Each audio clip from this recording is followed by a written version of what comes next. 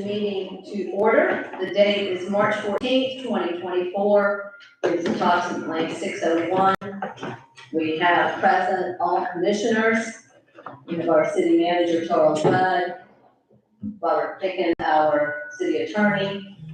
We have with us Captain Ussery with the Sheriff's Office, Lieutenant Shannon Depew, also with the Sheriff's Office. We have our Fire Chief, Jason Highfield, and we have our Code Enforcement Officer, Pam Taylor, and our Clerk, Karen Hayes.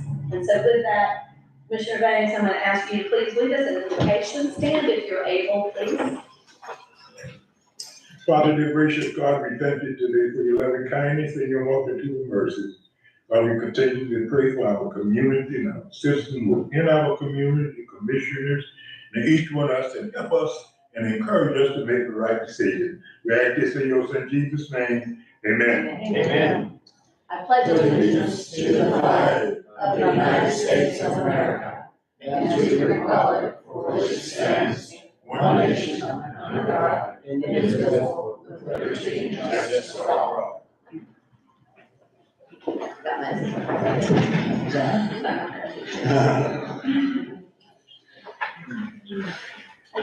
Okay, welcome everyone. Good to see a lot of familiar faces, and we have some unfamiliar faces in the audience today, so we welcome you. At first, starting off, I'm going to go over announcements.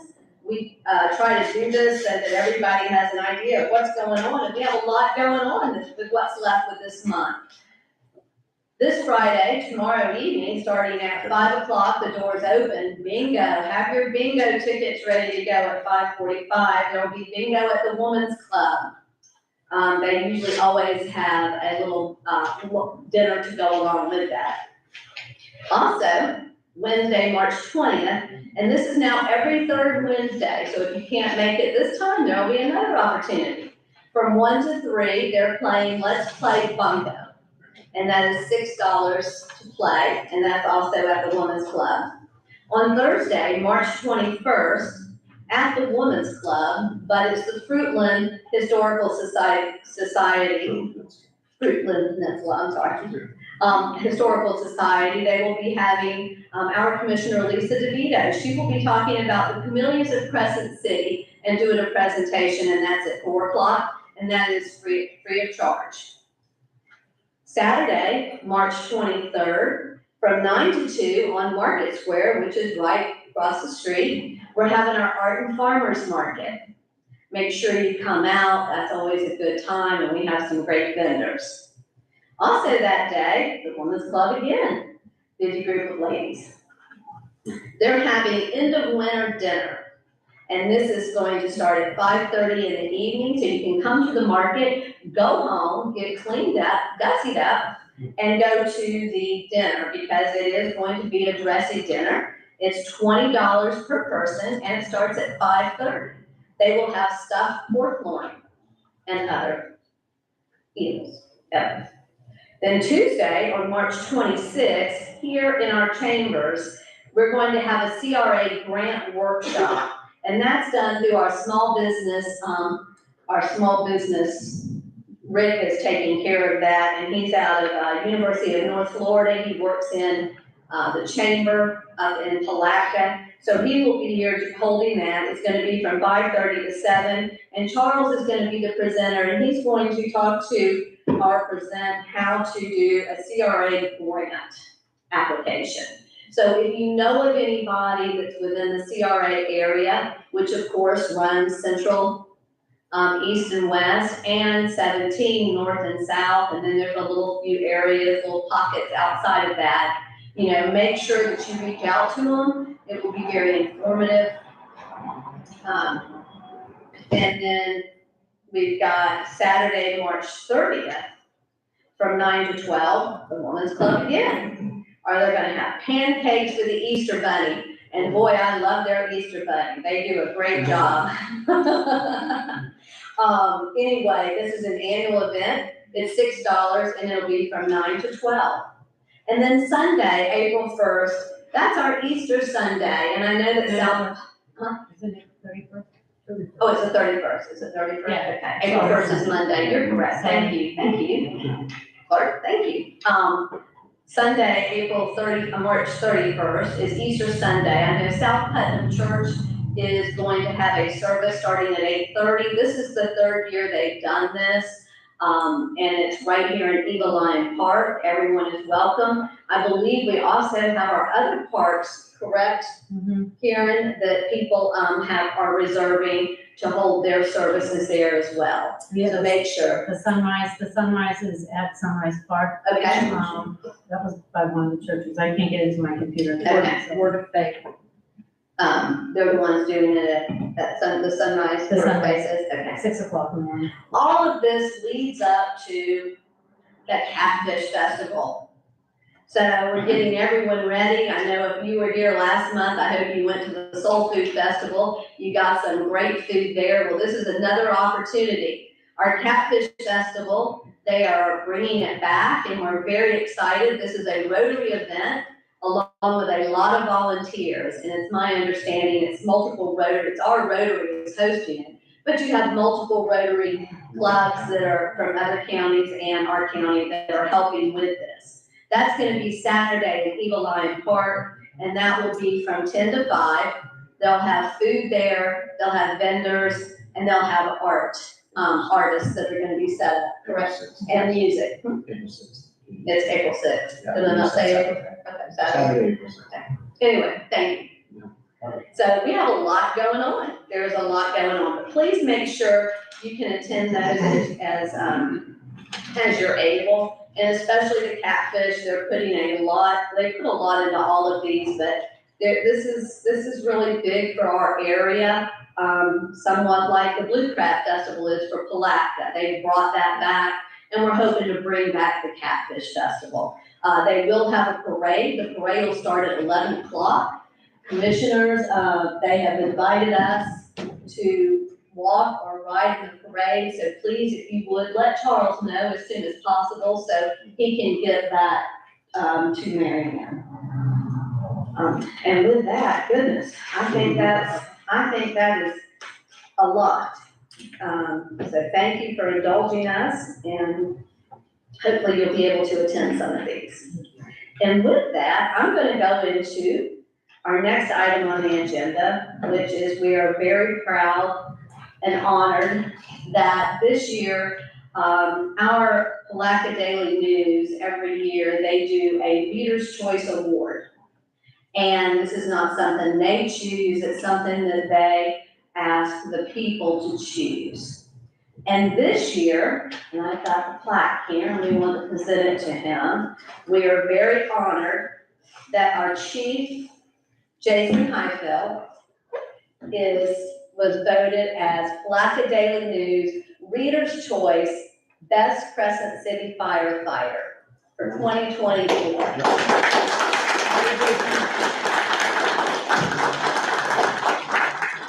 And this lists the best businesses, services, and more here in Putnam County. It's a true honor. Chief, you make us proud every single day. You really do. Well, thank you very much. I appreciate Palatka Daily News for sponsoring this every year. Really appreciate the award. Matt Pope this year was the honorable mention. They usually do a Reader's Choice and an honorable mention. He was honorable mention, but this is really for the whole department. All the guys that stand behind me, I'm just the face out in front, the tip of the spear. It takes a lot of elements to make that strong. And so they help me out every day to be able to get something like this and accept it. So I want to thank Palatka Daily News and all the citizens and everybody that voted and submitted the name. Thank you guys very much. We thank you.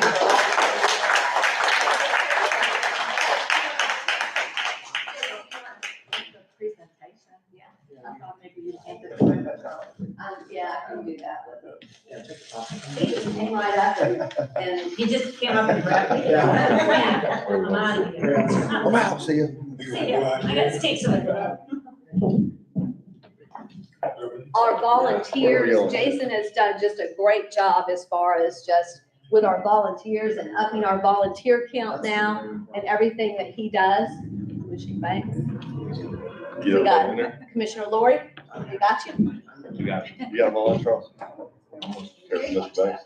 Come on in. Thank you, everybody. He's here.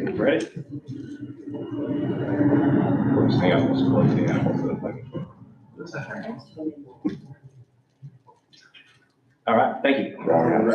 Thank you. Jason, congratulations. Oh, I know.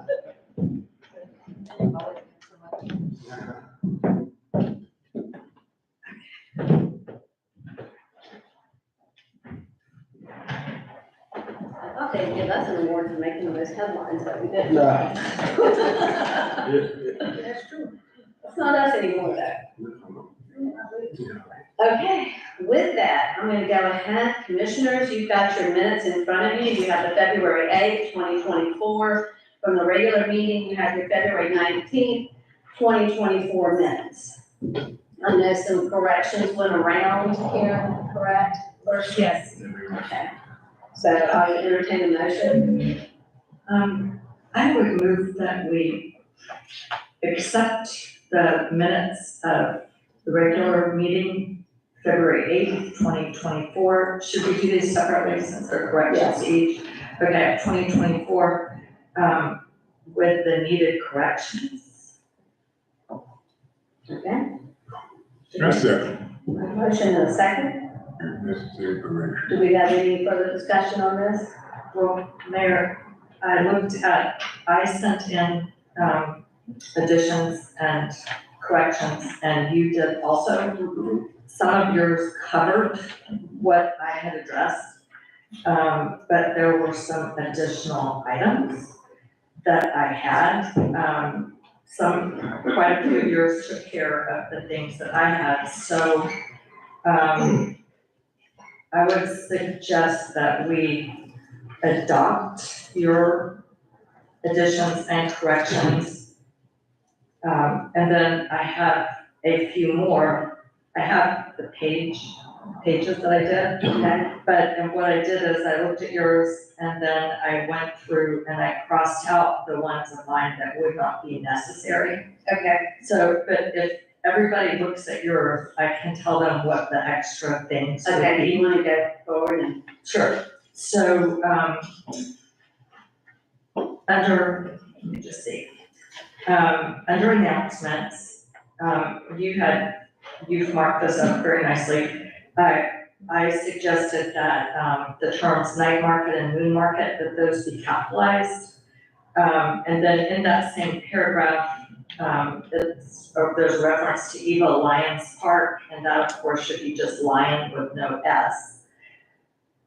So those would be added to the announcements. Then the proclamation for Black History Month, that was accepted. You corrected Mr. Evans' name, and then that would be Ms., and the last name is not spelled correctly, Snyder.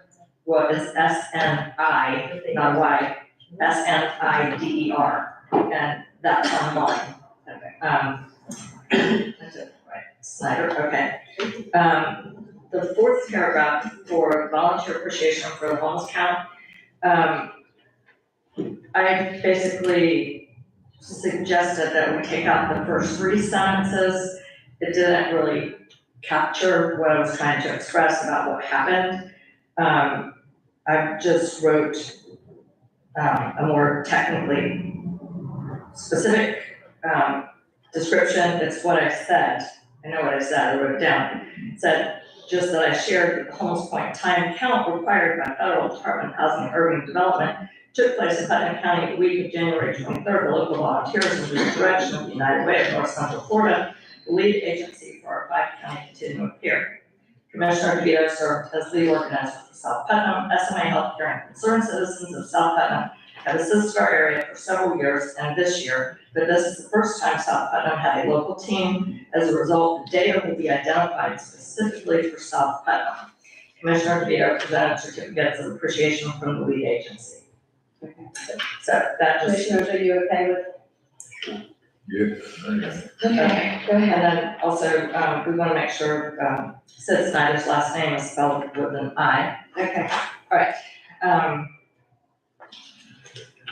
Basically, under public comments, I really felt like the comments did not capture, what a couple of the commenters said. So, Again, remember, we're trying to make these brief. but they're brief, but they're accurate, they're more accurate, I listened to the tape. Okay. And, one correction throughout, I forgot to put this in. Everywhere Jenny Oakwood's name is mentioned, it sounds like Jenny, and it's spelled that way, Jeny, but it's G, short for Virginia. Ginny, so anywhere that she's referred to, it's Ginny. Okay. And particularly the comment by George Miller, in the first line, I said delete the words financial report and say, he spoke about the absence of an available financial report for the February meeting since it is required by the charter. That was exactly what he said. Okay, small issue, page 3, under business items, code lien issue. In the first paragraph, the 5th line, the word letter should be actually document. It's talking about the notice of homestead that was filed. I don't know, I think under the insurance claim, I think your amendments pretty much get it.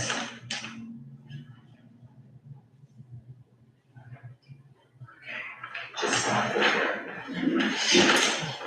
I think on that one, we should have the date. I don't know. I wasn't sure what the date was. Oh, the date of the The date accident. that the accident occurred, because this wasn't recent, it was like October, so it was not. There was no date on it, was there? If there was a date, It I'll was put a not. date, but I didn't I see the I date. remember asking, Mr. Frank, or asking him when it was. I can ask him, Okay, I just. yeah, I can definitely ask him. But, and So on, next to see, just have. okay, I'm sorry, yeah, well, okay, I'm sorry, question where you at? Then, got 2 more. Oh, on page 3, where it says approval of lease to the Putnam Sheriff's Office, the mayor got most of it, but in the first sentence, the word efficient should be sufficient. That's close, but not quite. I've got one, the mayor made some additions to special event permit for 2024, the Catfish Festival. I had added at the end of the first sentence, needed for Catfish Festival, talking about the dumpsters at no charge. I thought that was kind of the issue. And then under city commission, says where it says Commissioner DeVito stated she went to the legislative day. I suggested taking out went to the legislative day and substitute took part in the Florida League of Cities legislative action days. That's actually the title of what it was. Is that it? That's it. And I noticed you have, who made the motion to adjourn? The question there. She's gonna. I can explain that right now, there was a motion to adjourn, but there wasn't a second, so when I So we're still in contacted FACC, they had suggested just saying that the mayor adjourned the meeting at, when there's no second, so, Obviously, we were eating that evening. Okay. yes, ma'am. Everyone okay with these changes that she suggested? Okay. We currently have a proper motion and a second. All in favor, please say aye. Aye. Opposed, nay. So approved. Okay, let's move on to our land development code update workshop. You have some changes to those, Commissioner DeVito? No, I would move that we, accept the minutes of the land development code update workshop. And wait, do we have 3 workshops? No, we just have one. We just have one, okay, land That's all, and I development made code, some suggested changes. Right, that workshop. I provided. right, February 19th, Can I get a proper motion? right, with the mayor's correction. Is that your motion? That's my motion, Yes, yes. a second. Any further discussion? Okay, all in favor, please say aye. Aye. Opposed, nay. Okay, so moved. Okay, with that, we're gonna go ahead at this time, but we're gonna open it up for public comment. I don't know if we have the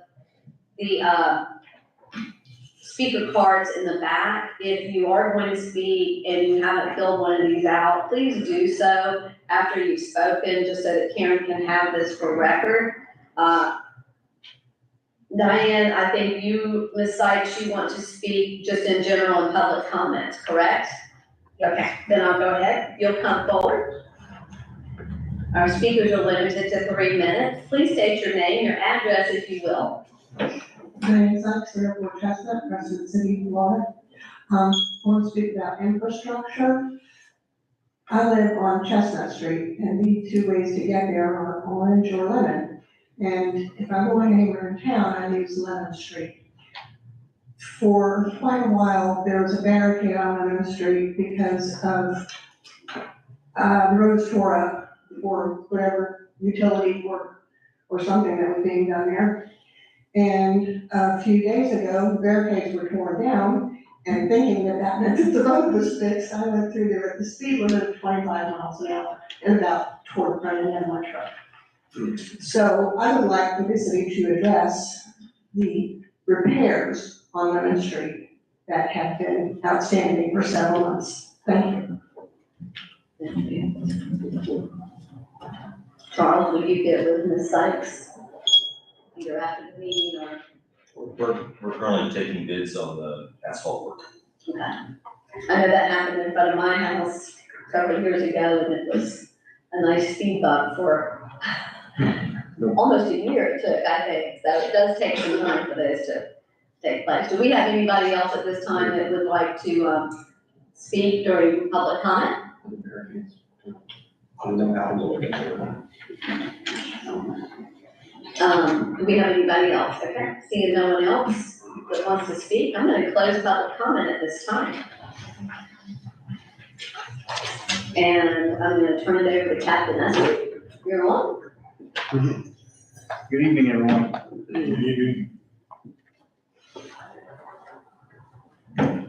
Hopefully we can keep this pace for the rest of the year. So we'll start on our first thing that's kind of significant to us. We had a number of cases of vandalism in the Gumby Court Apartments. Seemed to be focused on one thing, slashing tires. We did identify a suspect in this one, and there were multiple case numbers. Boyfriend, girlfriend thing, so he was just kept slashing her tires. We finally called up to him and caught him in the act. Other than that, I don't know if you guys heard any of that about the tires being slashed over there, but I think there was, I want to say it was 5 different cases where he slashed all 4 of the tires. Your truck did? Yeah, At your house? no, right At here. Gumby? Yeah. So that gentleman was, obviously he was apprehended and, started bonded out.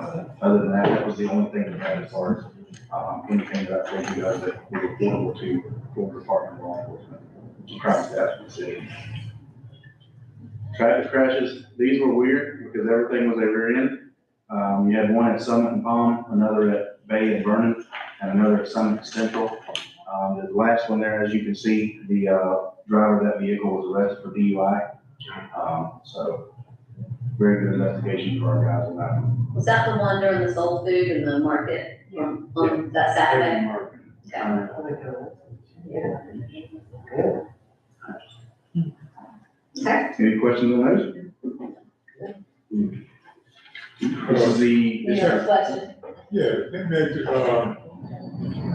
do I, well, y'all got the person that did the slicing yes, sir? in some of the cases. Mhm. Okay. I can get that information probably from the sheriff or you, because I had to buy another whole set of tires, Yes, sir, that's no problem. $900 Yes, sir, that's no problem. Okay, thank you. What kind of vehicle do you drive? Or I'll ask you later, I'll get with you later. Because I'm curious to see if it matches the description of the other, and it wasn't mistaken. Okay, That's what it sounded like it was. Also, I was wondering how to fit 5 tires. Yeah. So here's the 6-month comparison. This tells you kind of what's going on in Credit City. The first selection you see there is calls for service, with 131 calls for service, 66 being traffic stops. As you can see, the traffic accidents, there were 3. Suspicious persons and vehicles our guys checked out with, a total of 6, and the total reports were 14 for the month. Any questions there? No. And then here's your 6-month data for your crime. Again, these are reportable crimes, the ones that we report to FDLE. That shows that, what kind of crime rate you have in your city. And those numbers are very, very, very good. So that shows you, excuse me? The theft was last month? Last month, It's right, 0. yeah, so 0. So those vandalisms that we were talking about, that's not what we're talking about law enforcement now.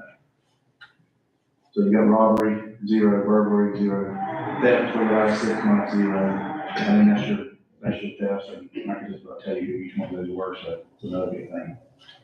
Aggravated assault, 1 in the last 6 months, and then obviously that's your total. So, good work. Any questions? Commissioner, we have any questions? Commissioner DeVito? Good job. It is, it's a great report, like 2 very different questions. One is about something that was just in the news, reported by the sheriff's office, and the other is about local Crescent City. I think the sheriff's office posted on social media about, a rape that occurred very recently in Moore Park. And you'll have the offender apparently, and he was identified as somebody who had already served prison time as a sex offender. He was a registered sex offender, and I noticed, in the social media post, and I feel very sorry for the person who was attacked. But anyway, it said that, when he took up residence in Pomona Park after he was released, that it was announced on social media. I did not happen to see that. So my question is, when these announcements are made, where should people be looking? The sheriff's office on their regular sheriff's office website, their Facebook page is where that goes out. Okay, so basically, if you want to know who's in the neighborhood or whatnot, you can go on the sheriff's office website. Is there a particular tab to go to see where, I guess, registered sex offenders are living? Yes, the Florida Department of Law Enforcement also has a website. If you go on the sheriff's office Facebook page, you can find that there. And it'll actually, it's pretty interesting. I would encourage you to go look at it and just mess with the system a little bit. But you can actually go to your home and search within a certain distance of your home how many sexual offenders and predators there are. And for anybody that hasn't done that yet, it's very wise of you to get on there for your family so they can see who your neighbor is, for sure. But that's, you said, sheriff's office, Facebook, but did you mean the website? Yes, the website is on their Facebook page. Okay, you can link to that on the Facebook page. Yes, ma'am. Good to know. And then the other question I have is, the reportable crimes, they're, at a really impressive level. But I know people have mentioned to me, we live on South Main Street, and neighbors have mentioned to me that they see wheels and paraphernalia sometimes on the street. And then, the local mother was here and spoke, you may probably heard her, at the February meeting, and mentioned that she had found needles in the sand at Dexter Beach. In fact, one of the things she asked the commission was, could we put like a sharps disposal at some of the park bathrooms? Is this children, adults, is this something that we're just not really able to, when I say we, I mean actually the sheriff's office, there's nothing y'all can really do about that until it reaches a certain level? I mean, basically, street drug use. Well, yes, we work very proactively, in the buy, sale of narcotics and narcotics interdiction. I think you can remember the time when, in times past, when it was rampant, street sales were everywhere. You could drive down the street and see this stuff. It's not so much now, it's a little more challenging now. Right, but that's what I'm saying, this seems to be street use, which of course is a little different. But do you think it's more children or young adults? It's adults. That is my perception, that it's The adults. majority is adults, yes, ma'am. That is my perception, just from what I see, but, so you are aware, and, okay. I just kind of wanted to close the loop on the comment from last week, so thank you, that's all I have there. Thank you very much. Commissioners, do we have any other comments? Yes, sir. And just so you guys are aware, I don't know if we'll have our meeting before then or not with the Catfish Festival, but we are working with those guys, and we've got everything, obviously, it's manpower intensive for shutting down 17 and everything, integrating all the traffic. But, rest assured, we've got that taken care of, so shouldn't be an issue there. We're a good time. I do have a comment. And commissioners, I don't know if you've noticed, but we have some panhandlers in town. One of them especially, he stands out here with crutches on one leg. He's not homeless, comes across as homeless. But he's really impacting some of these businesses. And the captain and I, we've had multiple conversations about this. And a lot of people were kind of enabling them in many ways. But the businesses are having some difficulty with it, even though Captain, he'll speak to that, as far as trespassing and where they can and cannot be, because our hands are kind of tied here as the city. But he's making money, and several of them are making money out there, and they're making a significant amount of money. And as people drive up to these businesses and they see them there, they will not turn in because they've been harassed by them. Yes. And so it's really, some way or another how we can deter that from continuing. So I don't know if you want to speak to that. Yes, I've worked very hard on this, obviously with you. We've had several conversations. I've been working very hard with the businesses in Crescent City, getting them on board to get these people trespassing their property. So I know the one gentleman we speak of specifically, he's already got 2 criminal charges. One was for urinating in public and the other was for trespassing.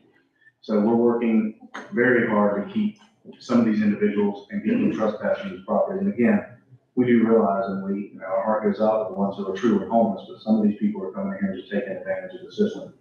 And I tell you, your residents of Crescent City are very generous to these people. So, and also I've seen people from out of state just passing through. They just stop and they don't come here to go into businesses to eat, to do anything. They just merely stop to give some of these people money.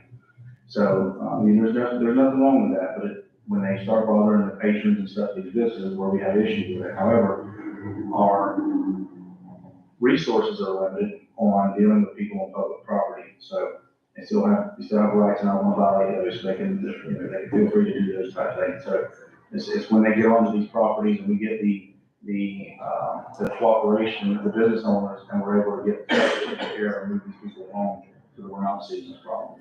That answers your question. And then he's a professional because he stands right on the sidewalk. He knows he's not allowed to get on their property, and he stands right on the sidewalk.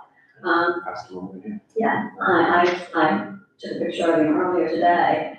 And I know on the governor's desk right now is the bill that, the cities cannot allow them to sleep on our park benches and on our sidewalks. So we'll just wait to see what happens with that legislation. But he's not sleeping. He's not sleeping. No, he's not sleeping.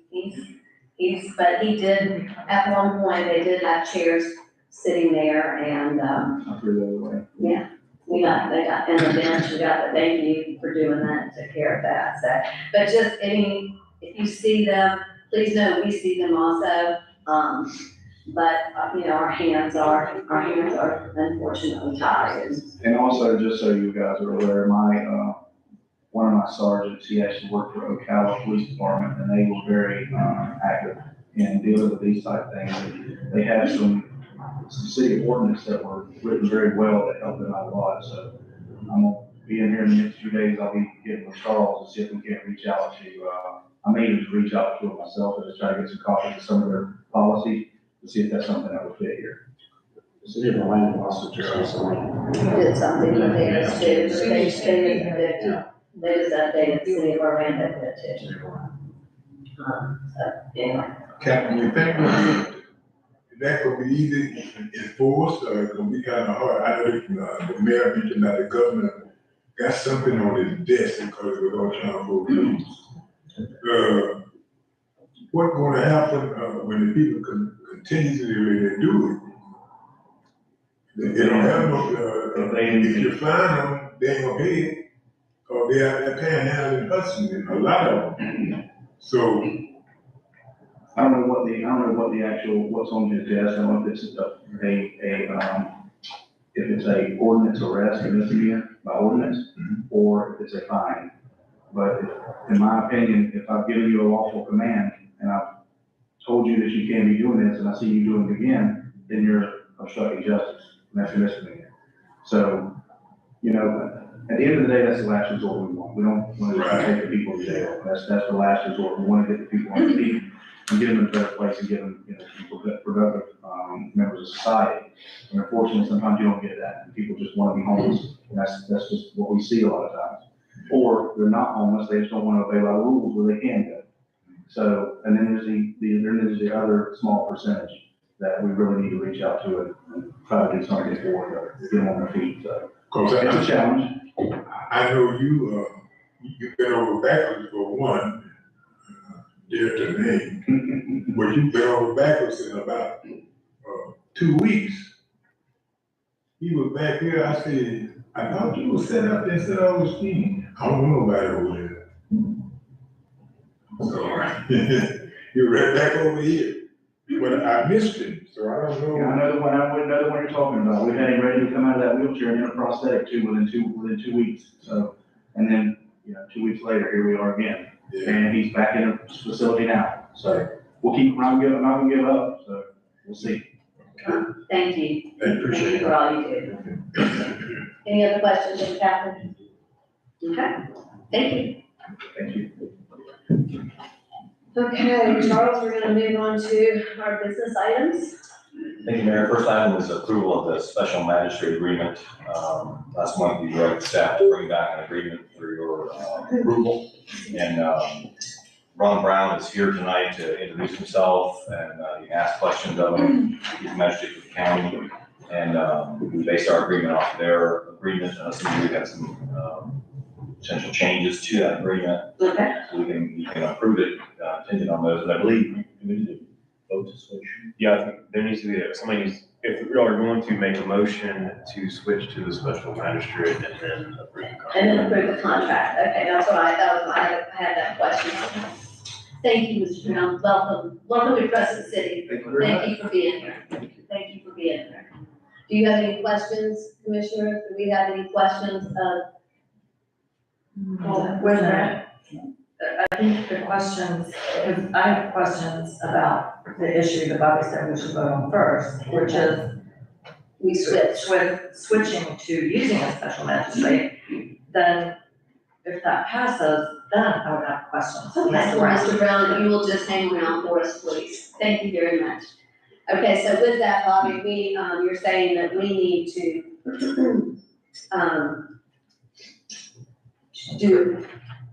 do we need to disband our current code enforcement board first?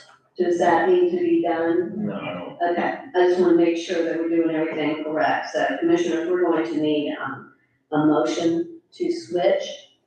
And then, Actually, that's not on the agenda. To do a motion to switch to using a special magistrate. Bobby, I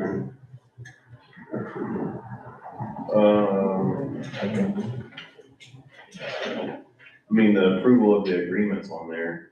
I think it's. so Actually, this is just a technical, Mayor, I looked at the minutes did not say to, it was BJ's motion, said the city manager was to bring us back options. So I guess this is the option, so anyway, just, I think the commission can decide, Bobby, isn't it correct, whether or not they want to take this up if it's not on the agenda? Correct, I mean, stuff can be added to the agenda, yeah. So, yes, I would like to make a motion that, I'm sorry, I'm sick everyone, so if you're wondering why I sound like a frog. I make the motion that we, change to using a special magistrate instead of code enforcement board to deal with our code issues. so a proper motion and a second, do we have any discussion, Commissioners? Yes, so that we gonna get rid of the code enforcement board, period. Well, no, it's still there, but we're gonna take the option he's recommending is now, from now forward, until such time that somebody changes it, we're going to do our code enforcement through a magistrate. Oh, okay. Is that correct? Yes, you have a question. Okay, I have a couple questions. I'm sorry, I didn't realize Commissioner Lawyer was catching me. I'm sitting quite close to him, sorry about that. So anyway, we've discussed this for several months. The contract that we've been presented with, that we were told it would be, $500 a month for months in which we have a hearing.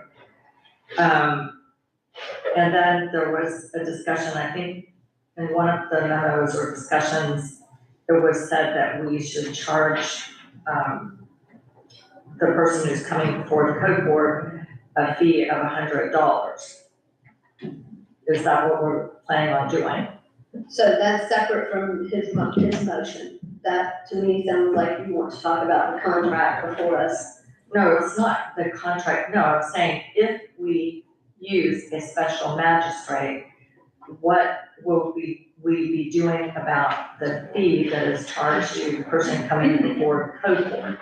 It was my understanding that Charles was recommending that we charge an amount of $100 to the persons who were brought before, not the code board, who were brought before the magistrate. I'm sorry, people have to come to a hearing.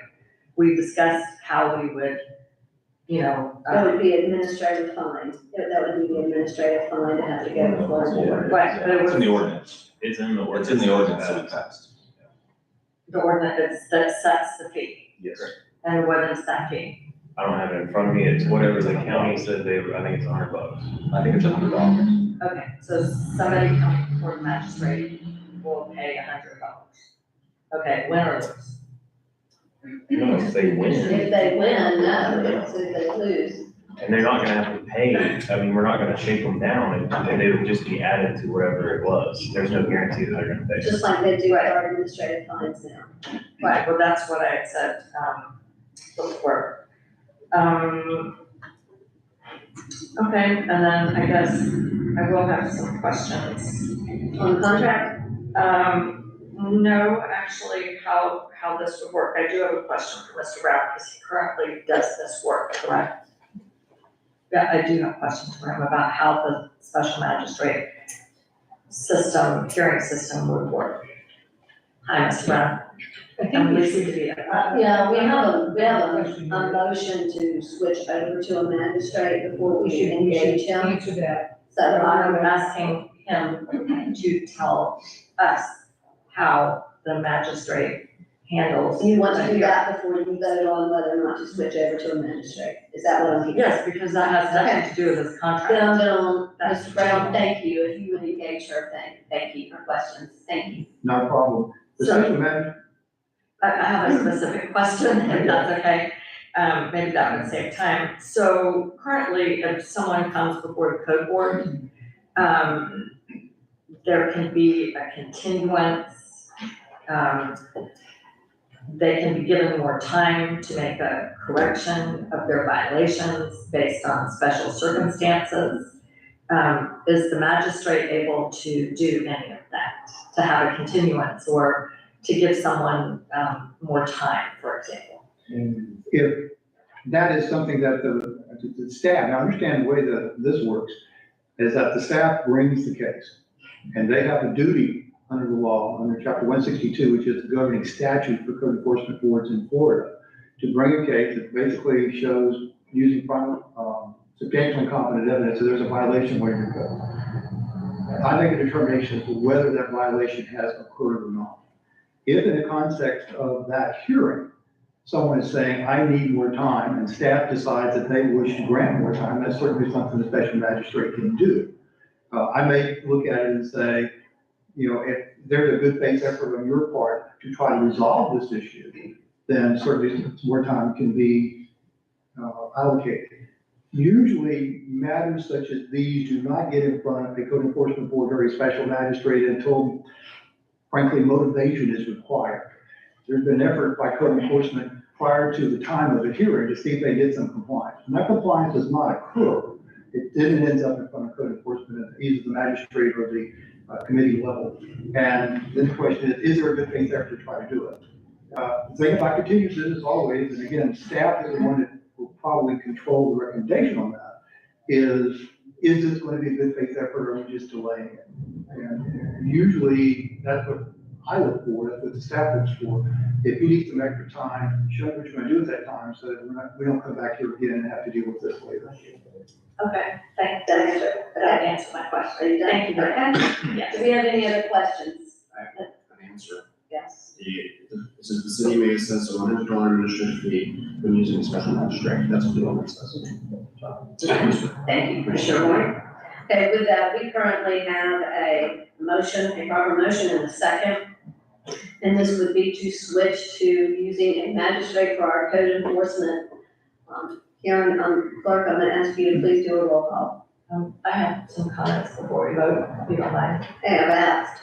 Well, that was a question. I have Okay, a comment. I need you to go ahead. Okay, so my concern is that, and I'm sure Mr. Brown is a very excellent magistrate. My concern is that we've had a code board that has operated very well. I said at the last meeting, I'm very concerned about the motivations behind, switching the hearings to a special magistrate. I think we should be inclusive and not divisive.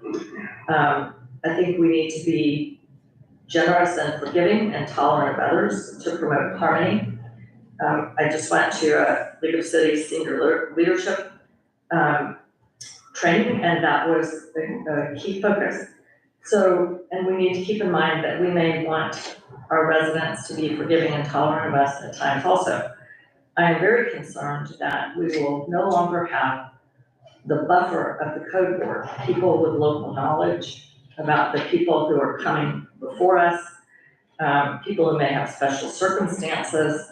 And as well, I am very concerned that issues raised about the way the code officer brings cases to the board, and the accuracy sometimes of her information, there will not be that buffer. It will be up to a magistrate. So, for example, people have raised that they feel that some code citations are based on politics and not the correct considerations. That's something the magistrate that we haven't dealt with. We have not dealt with that. Those concerns were put aside. So I don't think this is the time. I think it's the time to mend fences and allow our code board to continue to operate. And also, well, and I do have a question. Is all the business of the code board fully resolved? Are there any cases left pending that the code board heard or continued or? Yeah, needs there to is, conclude? there's some outstanding factual findings that need to be signed by somebody. And so how do we get that resolved? If they would, well, come and sign them, it would resolve it easy. It's my understanding the chairman did not sign it. The chairman would not sign it, we asked the vice chair, was it the vice chair they asked to sign it? It was the vice chair, and he was not willing to do that. We can't hear, I'm sorry, we can't hear. Could you speak into the mic? We are, thank you. But Pam, I'm gonna ask you not to yell from there, please. I wanted you to hear me. I didn't know that you didn't Thank you. understand we couldn't hear them. Thank you. Thank you. Okay, well, so, Mayor, in conclusion, I don't think that this is the time. I think it's time to mend fences.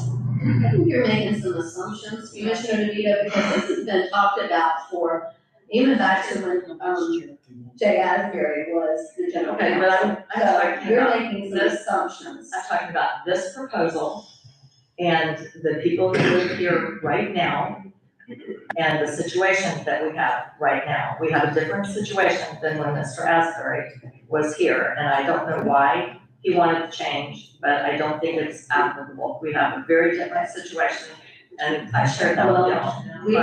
We had 4 commissioners that thought otherwise, and right now we currently have a motion before us, a proper motion and a second.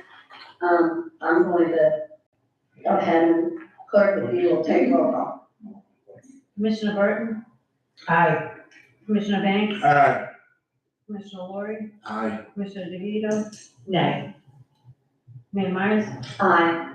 Okay, so moved. Now let's go on to the contract if we can, please.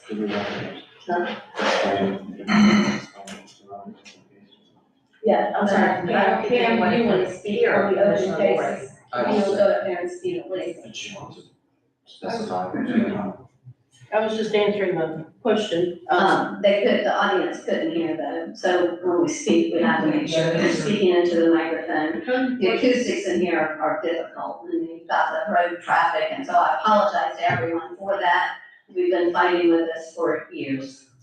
The code enforcement board chairman, declined to sign the orders that I have, and the vice chair also declined to sign them. And the chairman may be, ill, and might be why she declined, but I don't know specifically, why she declined.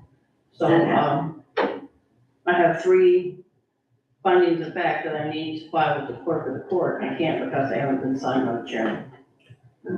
These are all cases that they already heard, Yes. things that were held. One is just a correction from a few years ago, and then 2 are new, recent. Okay, Mr. Pickens, how does, have you given her any Yeah. direction on what to do with that? Yes, yes, I have. And what are you gonna do with it? I mean, He suggested that we hold a code enforcement board hearing for the sole purpose of having the chairman sign them. She's not available. And then basically the advice after that was hopefully we don't have to go past that. Because I figured that we could be, that if somebody was asked to do something they signed up to do, that they would do it. And that's where my hope is. If it doesn't happen, then we'll get to the next step then. then we'll go to the next. I'm step. just hoping and assuming that it will be corrected. And she'll have to have a form for that, correct? So you'll have Well, to. unless she'll just come in and sign them. Okay. Or the vice chair, I think, didn't Diane volunteer to sign? No, I didn't know Diane. Oh, I thought there was. She's Morgan Cooper is the chairman and Chris Coleman is the vice chair. Okay. But we do have 3 members, so we would have a forum if they We were don't need a agreeable. meeting for that. Yeah, we don't need a meeting if we'll just come in and sign those that they've already. So you'll reach out to the chair and ask her again if she would please consider signing these. I will. Okay, thank you. With that, let's go and move on to the contract if we can, agreement, special magistrate agreement. Make a motion to approve the special magistrate agreement. I second. Okay, we have a motion and a second. Commissioner, I think, do we have some discussion? I know I've got a few changes or some things, some recommendations. Commissioner DeVito. Well, I just have a question. I asked the city manager about this. He said it's the same contract that the county uses. To me, in paragraph 3, it doesn't clearly say, that Mr. Brown is not owed a fee for a particular month if we do not have a code hearing, if we don't schedule a code hearing. I'm sure if we schedule one and you come down here or something of that nature, but, to me, the contract doesn't really clearly say that. Okay, Mr. Pickens, if you'll go to, paragraph 1A, attend a minimum of 1 hearing day per month. Can we, move that language and use hearing as needed? Can you change that? Because it's probably not gonna be 1 every month, and we don't wanna be accountable for every month if we're not gonna actually have that. And then when you come down to, paragraph 3, again in A, as Commissioner DeVito was referring to, Mr. Brown shall receive a base fee of $500 per month his services are utilized. Would that be? Okay, Commissioner, are you okay with that, adding that in there, and that would take care of your concern, Commissioner DeVito? If it's okay with our attorney, it's okay with me. I was told that Mr. Brown doesn't intend to charge us for a month in which a hearing is not Okay. scheduled. Yeah, but we wanna make sure that, Yes, I have the same that the concern. contract, yeah, that we're not, and which covers the regularly scheduled and take out monthly hearing, just take out monthly and add hearings. And then if you go down to B, Mr. Brown shall set aside a minimum of 3 hours on an established date and time for each month's schedule. We B, each. 3B. And then the other question I had in this is, well, two. This one was April 1st through 2024 through December 31st, 2024. Are you trying to keep it in a calendar year? That, I did that You did that, and to make it, so you're trying to run a calendar year and not, it's what it was start April first, so we're kind of in the middle. and so we would just have to make sure that we renew this every December We don't change it. I think it actually says that it can be, until we make a, yeah. Until it's time. I was wondering about that too. Term seems very short. and then in uppercase, in paragraph 10, it says records relating to TIDS. I think it should be possibly this agreement. I will continue to say that Microsoft Word does not check anything that's in all caps unless you turn that off as a default option. So Where is that? That's in 10, 10, if you go relating to TIDS agreement. Page 2. The county's probably wrong. I don't know. Got it. Commissioner, do you have any other changes?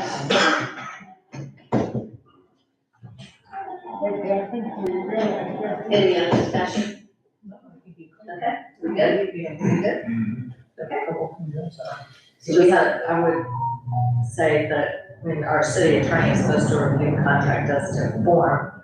But to me, if those, he should be the last word on the changes. I think he understands what we're talking about. Well, I asked him, Bobby, are these okay? Yeah, I mean, they're all, yeah, You're gonna, okay. yes.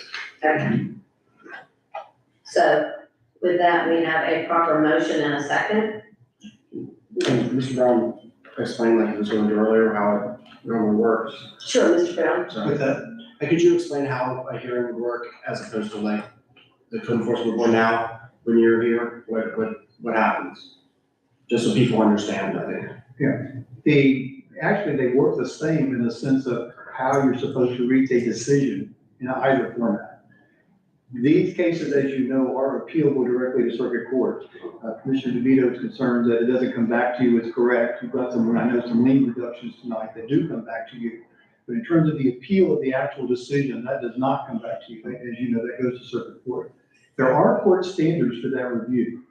And whoever operates the hearing, whether it be the special magistrate, whether it be the code enforcement board, basically has to do three things. They have to ensure that there's been proper due process, that everyone has had the opportunity to be heard, to be notified of the violation, notified of the hearing date, opportunity to come, present any evidence or testimony they wish. You have to have substantive due process, which is lawyers speak for not being arbitrary and capricious. You have to have a basis for your decision. You have to have substantial and competent evidence. That's required with the state statute. That requires to be sworn, and that the evidence that's presented, and the only thing that the board or the magistrate can consider is what is presented at that hearing. Ex parte is really not allowed in these things, because the record has to show what happened at that hearing that supports that decision. Third thing is you have to apply the correct law. Usually that doesn't come up. City and county codes are deemed constitutional as a matter of assumption until somebody proves that they're not. So unless there's some issue with that, it generally doesn't come up. Those are the three things that the court looks at when they review these things. No matter which format it is, that's how you conduct a thing. I'm sensitive to the fact that there may be local circumstances, there may be individual circumstances that may apply in some of these things. One thing I can tell you is the special magistrate and the code enforcement have a very narrow range of jurisdiction. They get to decide only whether a violation has occurred based on the evidence and testimony that's been presented at that hearing. And that's it. There may be other circumstances that come into play that may justify continuance or some other circumstance such as that. Staff can be certainly informed to that situation. I'm also sensitive to the local circumstances, just if it helps you at all. I am a native of Putnam County. I was born in Pulaski, and I attended Putnam schools and the state college. I actually worked in the state college before I went back to law school. So, and I've still been active working in Putnam County, basically all my life, and certainly for the last 36 years I've been practicing law. So it's been a long time circumstance. So I'm not insensitive to the fact that there are a lot of circumstances out there that may come into play. Again, the problem is going to be, if you're a property owner, you have certain responsibilities that go with that.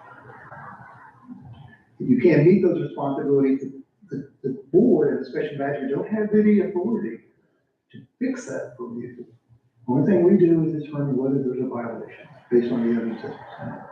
And that's certainly something that, I'm sure the staff will be sensitive of, and I'll try to be sensitive of that. And I tell people that. I'll tell them, look, I'm very aware of you guys' circumstances. What are you trying to do? What circumstances, what things can you do? Who can you see? What can you do to try to resolve this problem? And some of them are pretty intense. I'm not sure what you get here.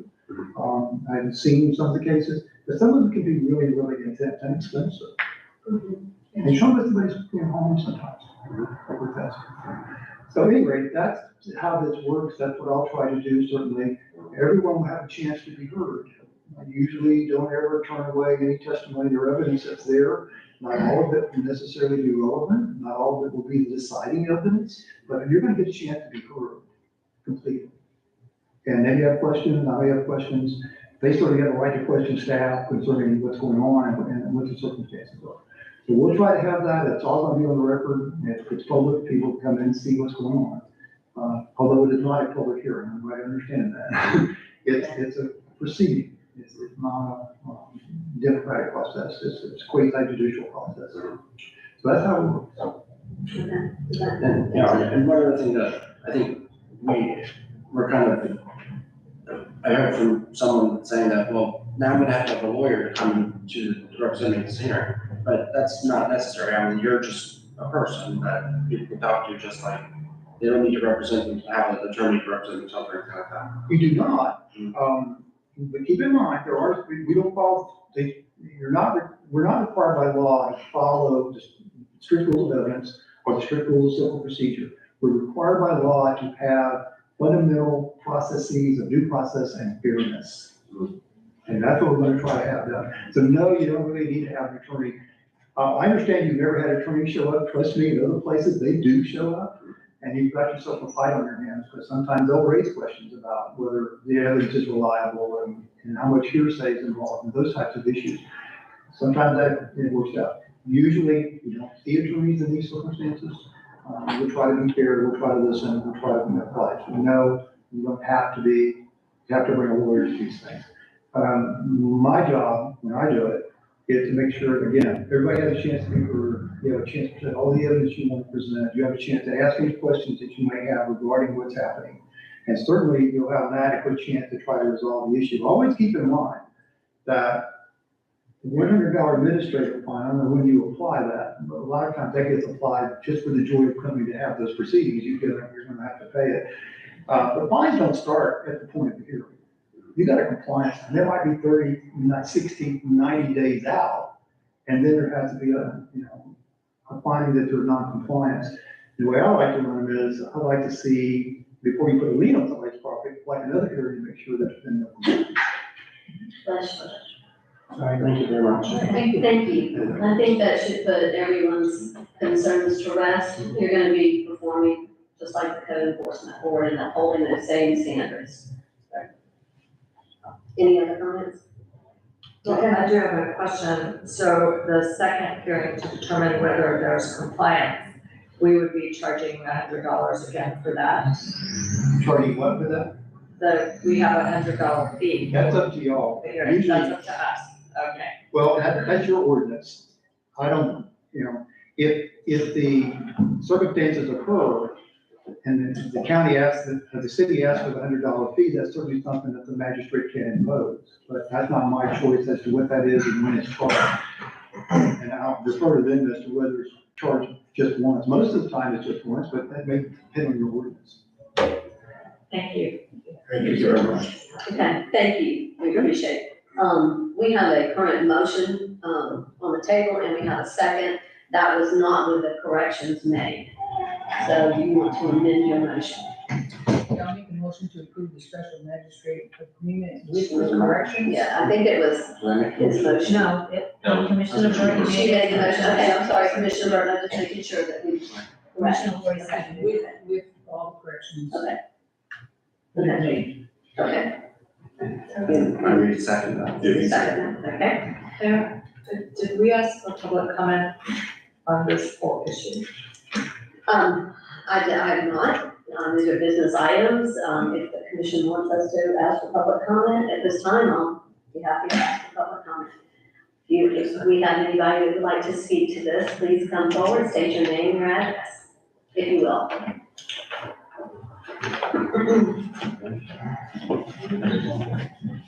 Diane Sykes, 304 Chestnut. As everyone knows, I was the latest person to be on the code board. I don't think that the code board did anything wrong. I believe this action is punitive. And, I would like to see our code board put back in place. Okay, thank you. Do we have anybody else that would like to come forward and speak? Seeing no one come forward, I'm going to close public comment. Karen, if you would, please, we have a proper motion and a second. Would you do a roll call for us? Commissioner DeVito? Aye. Commissioner Lori? Aye. Commissioner Banks? Aye. Commissioner Burton? Aye. Mayor Mars? Aye. So moved, thank you. Thank you very much. Mayor, next item is the approval of the bids for the water main project. If you recall, we received 2 grants for the Prospect Street project, a ready grant and a legislative appropriation, and we got a grant for South Main Street. And so this is, we've gone through design, we designed those projects with our ARPA funding, and now we're working into, going through the bid process, and we have received the bids. Jason Shepler is here from our engineering firm Mid-Hour to present this and to answer your questions. And there's a little caveat with the Main Street project. We have more than enough money to do Prospect Street, but not enough to do South Main. So we requested the state that we can combine those grants into a single grant. He has a recommendation how we can approve that tonight while we wait for that approval. Good evening, Mayor and Commissioners. Jason Shepler with Midtown Associates. As Charles outlined, you all received 6 bids, proposals for each of the 2 projects. Basically, the same bidders that bid on Prospect bid on South Main Street. So it was really good as far as the amount of attention that the project garnered. And the DB Civil Construction was the low bidder for both projects when considering the additive alternate. So the base bid was additive alternate. We called some of their references, generally good references, are doing quite a bit of work for Putnam County right now. Likely that crew is the crew that will be doing this project. As Charles outlined, the Prospect Street has a Water Management District cost share grant and then an appropriation. The South Main Street just has an appropriation. And so the scope of work on both projects is the same, just on 2 different streets. And we've talked to the project manager associated with the appropriation, and what they need is for the sponsor of the appropriation to endorse just combining the grants. So then they're not discrete to Prospect and discrete to South Main, they're just combined. And that in total would allow the funding to bridge both projects and allow them to be funded in whole. So my recommendation would be to consider award to DB Civil on both projects, with South Main Street being contingent on final award on that appropriation modification being confirmed, as well as the other caveats as far as the contractor providing the bonds and insurance and proper forms and all that stuff. And we'll help the city move forward through that process. But if you have any specific questions, I'm happy to answer them. But that's where we sit as a city. It's legislative, well, it would be Payne and Hudson. And so, Charles, do you want to speak to that, what they requested that we have to do with Senator Hudson and Representative Payne?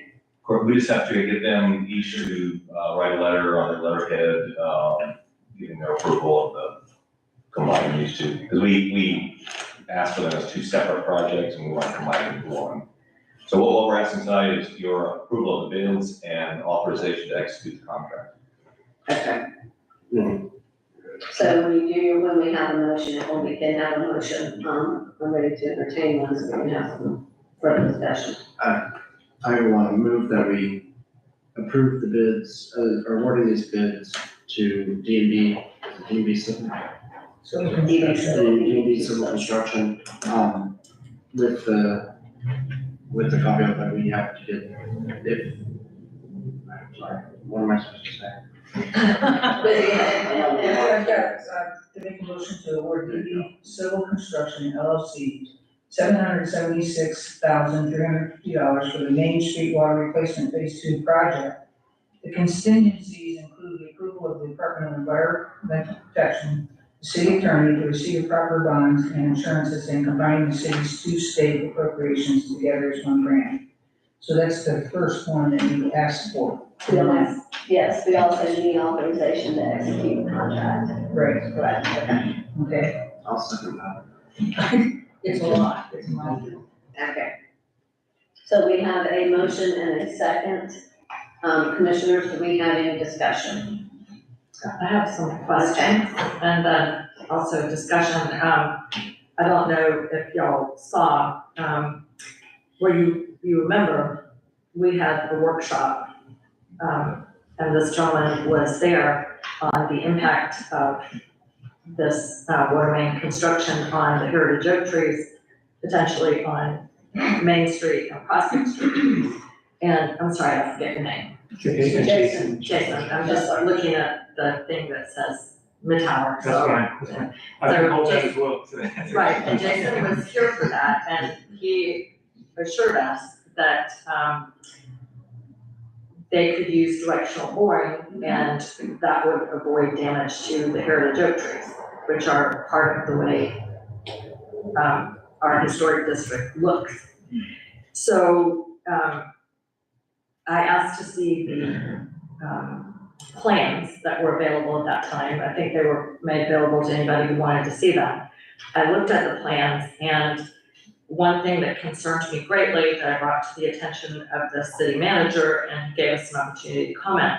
One thing that concerned me greatly was language in the plans, and I'm trying to find where I have it. At that time, that was in November, December. That really was very lacking as to the responsibility of the contractor for care and preservation of trees. And I wrote to the city manager and I highlighted, basically the language of the plans didn't meet the standards of our land development code and our tree ordinance that apply to construction. So I sent that information to the city manager. And he said that it would be included in the bid document. We modified the plans. Right. So, hadn't seen them. I think I mentioned a couple times, that I would like to actually see the language. So, this afternoon, after lunch, or midway between lunch and this meeting, the city manager sent us all about 3 documents, only one of which I had time to look at, the one that says section 02115, landscape and tree protection. Parts of that are very good. It says the work under the contract will be done in strict accordance with the following codes and standards: our tree ordinance, our land development code, chapter 6, and also, this is very good, International Society of Arboriculture, ISA guidance document entitled Avoiding Tree Damage During Construction. That's great. And I don't know if any other commissioners have had the opportunity to look at this. Yeah. Okay, because it came in not too long before the meeting. There's some detail in the document that really concerns me. There's some things that I have never heard of, which is, putting chemicals on the trees. That, I think, well, the document you see here, the specification was brought from the Urban Tree Foundation as far as the criteria in urban landscapes. I think if there's any pruning that would be required, which again would only occur after the authorization from the city manager, then I think some of that language is there if there's pruning completed. We're not intending any pruning. These are all contingent. Okay, issues. because what really concerns me is there's quite a bit of language there about pruning. Particularly on North Main Street, there is a huge, beautiful limb that goes across the street. The documents as written is, there is no impact to trees unless authorized by the city manager. Okay, that's very important, but one that I really, really do not understand is, these pages unfortunately are not exactly numbered. Let's see, let me count. One, do you have this document in front of you, Jason? I should be. They should be, they have their section numbers, so if you refer to Right, section okay, number. 2, 3, it's not on that, yes, it will be, thank you, Mayor. It would be section 3.07, general requirements and limitations for operations within the tree and plant protection area. And then it's actually on the following page in paragraph 5. And it says trunk protection. It says protect the trunk of each tree to remain by covering it with a ring of 8-foot long, 2-inch by 6-inch planks loosely banded onto the tree with 3 steel bands. Sounds to me like that's to keep the trunk intact on the tree, to remain intact. Well, okay, but given that, I mean, the rest of this document seems to say that there really should not be activity under the tree protection zone, which is the drip line. I mean, are you familiar with that practice? Well, I think, again, this language was as recommended from the Urban Tree Foundation.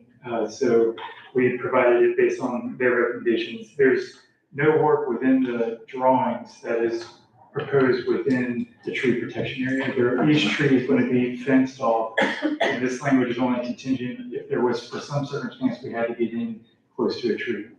Because this, I'm just having a problem wrapping my mind around how this would work. So I just want to ask you, I noticed there's a $10,000 fine if a tree is damaged, I guess, and precautions aren't taken.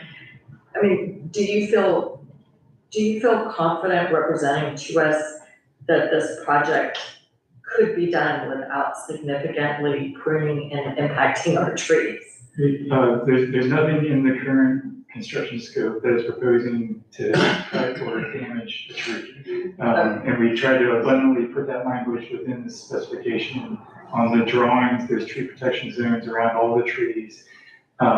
We've directional drilled probably 90% of this project to avoid open cut. Now we will, just through the logistics of having to knit together piping underground at intersections, we will have to open up, the pavement or the area to connect pipes together, to put valves, to put fire hydrants. So there will be some areas, but we've done everything in our possible to avoid existing utilities, avoid existing trees, to try to accommodate traffic, accommodate the public. So yes, I feel we've done everything we can. Now, may a circumstance arise? If there is, then it will be party to the city, to us, to the contractor, and a certified arborist. So you're saying communication? Yes, ma'am. Right, and I saw the part about the arborist, okay. And I think, Commissioner DeVito, I do want to say this because our trees, we cherish our trees. Everybody in here, we know how important our trees are.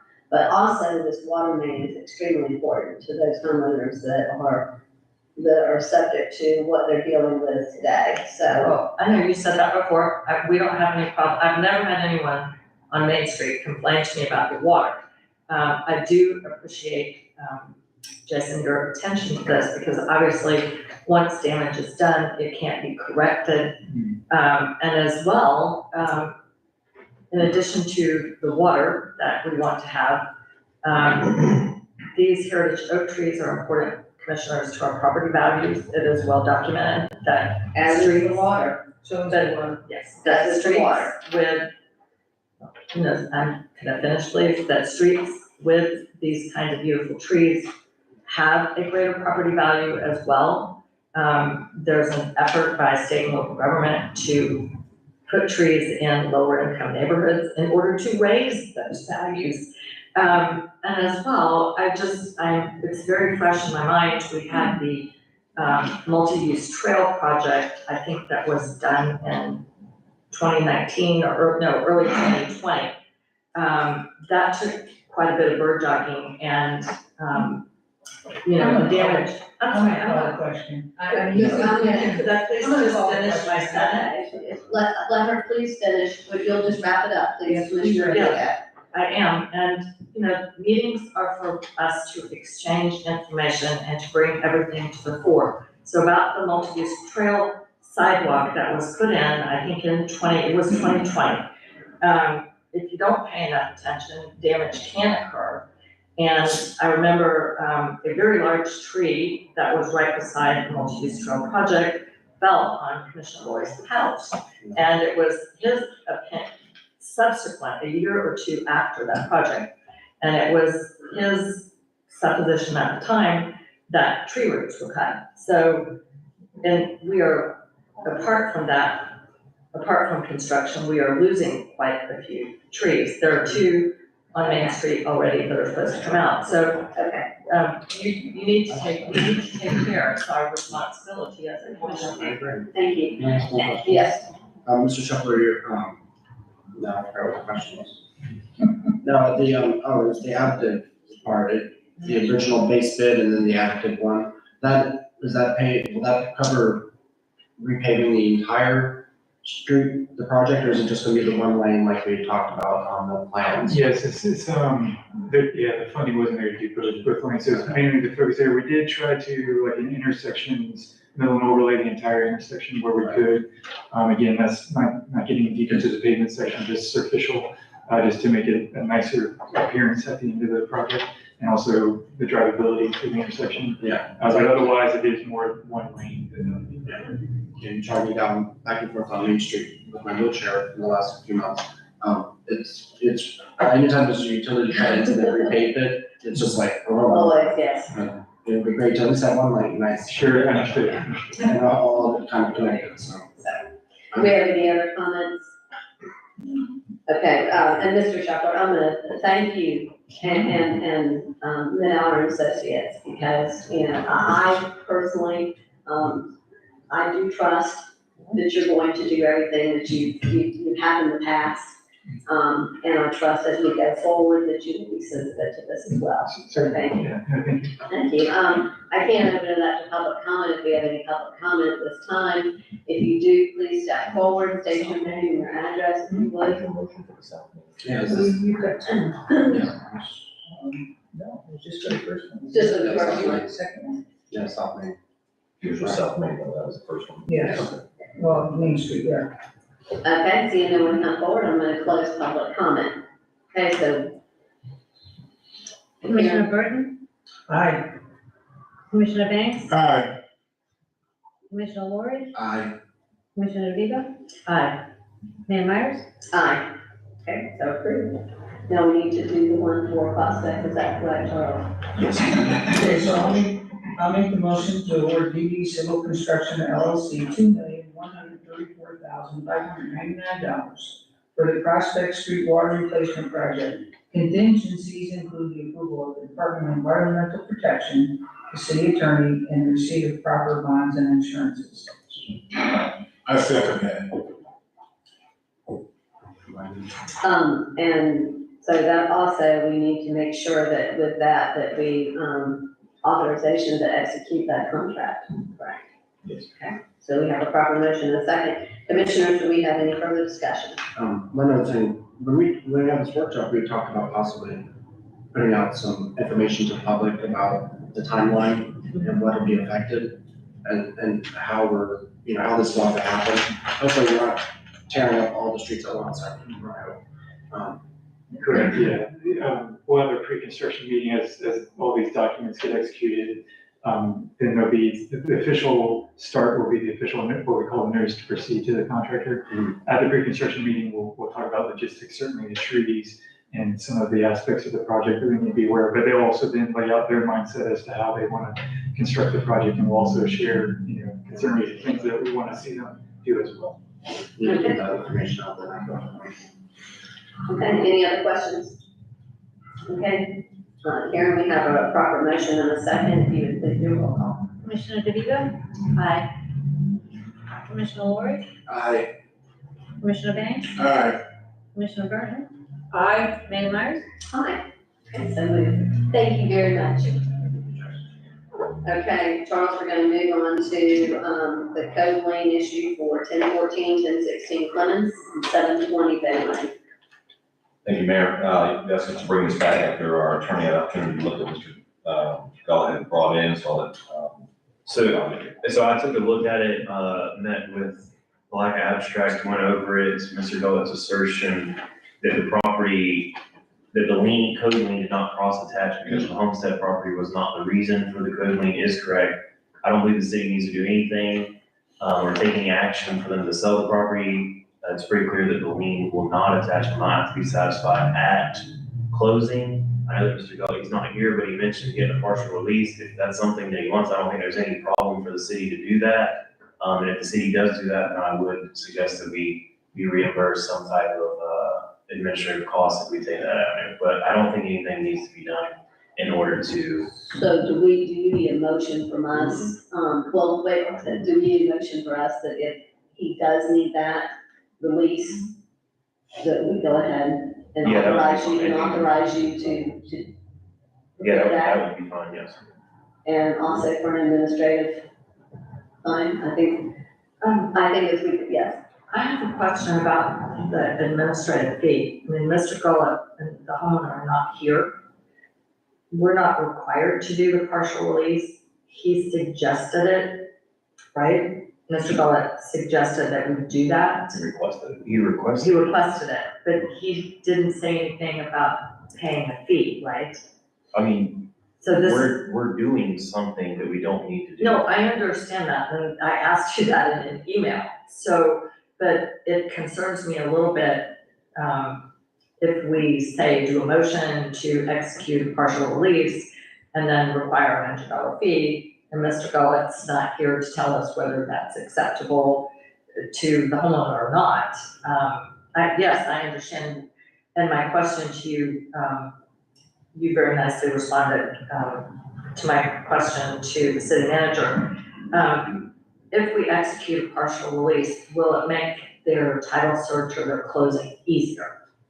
I would assume so. There's a reason he came and asked. I'm assuming their underwriter has requested that there be a release before they get title insurance. Right, so we would have to do partial release subject to $100. Or whatever, or if you don't want to do administrative fine, that's fine. We can just, if that's what they request, we can execute that document if necessary. Without coming back to us. Yeah, I mean, I was That's what I'm just, trying to Save okay, time. Mayor, save some time, yes. right, I would just make a motion that we execute a partial release for the property, it's 1014 and 1016 Clemens Bobby, which one is the homestead? I don't, off the top of my head, I don't know. Should I just say for the homestead Yes. property owned by, who's the owner? 1014 is the homestead property. Well, what is the name of that one?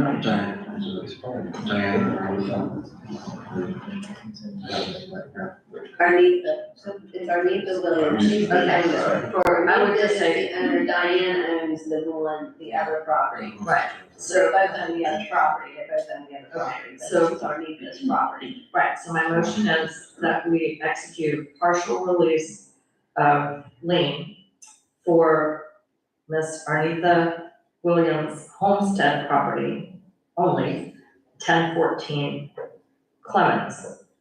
And I'm not gonna say subject to payment of anything, because if they're not required, I mean, if they could do this without the lien, I have a hard time making them pay money, so.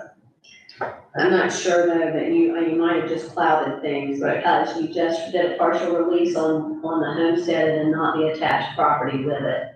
So you might have clouded that. I mean, but if you only have homestead protection for, I think it's a half acre within the city limits, so the homestead is 0.26 over, a little over a quarter acre, and then you have a lot that's not attached to the homestead that is 0.39 acres. It would have been nice. I don't know exactly what they're asking for because they're not here. Oh, That's the well, problem. in that case, I withdraw my motion, because if we don't know what we're supposed to release, then we shouldn't be releasing that. I think you could just make the motion to, the partial release and list those two addresses, and we could be done with this. Well, but I don't want to release anything that, I would only like to release the property to which the notice of homestead applies. Well, Answer something? yes, and She's and trying- speaking to the, She's trying to sell both properties, 1014 and 1016, so if we do a partial release on 1014, it's still gonna cloud the title 1016. So it would have to release both properties. Okay, are both properties the homestead? One's vacant lot. No, one's a vacant lot, one's. They're attached, but they're separate lots. are they, is it to the same 1014. buyer? Same buyer, I Same believe. buyer. I believe, so, I don't know. So I think what, like what Mr. Rudd was saying is if we make a motion to authorize Bobby on our behalf, that if it is required that they need to execute a partial release. And that's probably why they want the partial release, because that thing he filed is only gonna protect the actual. The one homestead. property. So wait a minute, can I clarify something here? Sure. So Bobby, if she just wanted to sell the lot, which is 1016, Yes. just, this is a hypothetical question. If she was only wanting to sell 1016, then would the lien attach to that? Or Yes, the lien does attach to that? yes.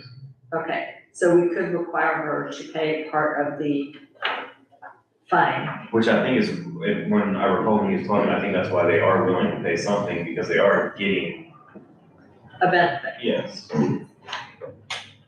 This is a mess. So that wasn't really very clearly explained. We got all caught up at the February meeting in the notice of homestead that Mr. Kellogg brought to us. But, so what you're saying is, we could require part of this. How large is the fine? No, it's hundreds of thousands, it's over $100,000, right? 192, I think. $192,000. I put the paper on yours. Oh, okay, I'm sorry, Mary, you did. That's okay. $194,550. That's the total of two funds together as of today. Which exceeds, and I know Mr. Kellogg was saying that Ms. Williams doesn't have any control over the Bay Street property. It's very, very complicated.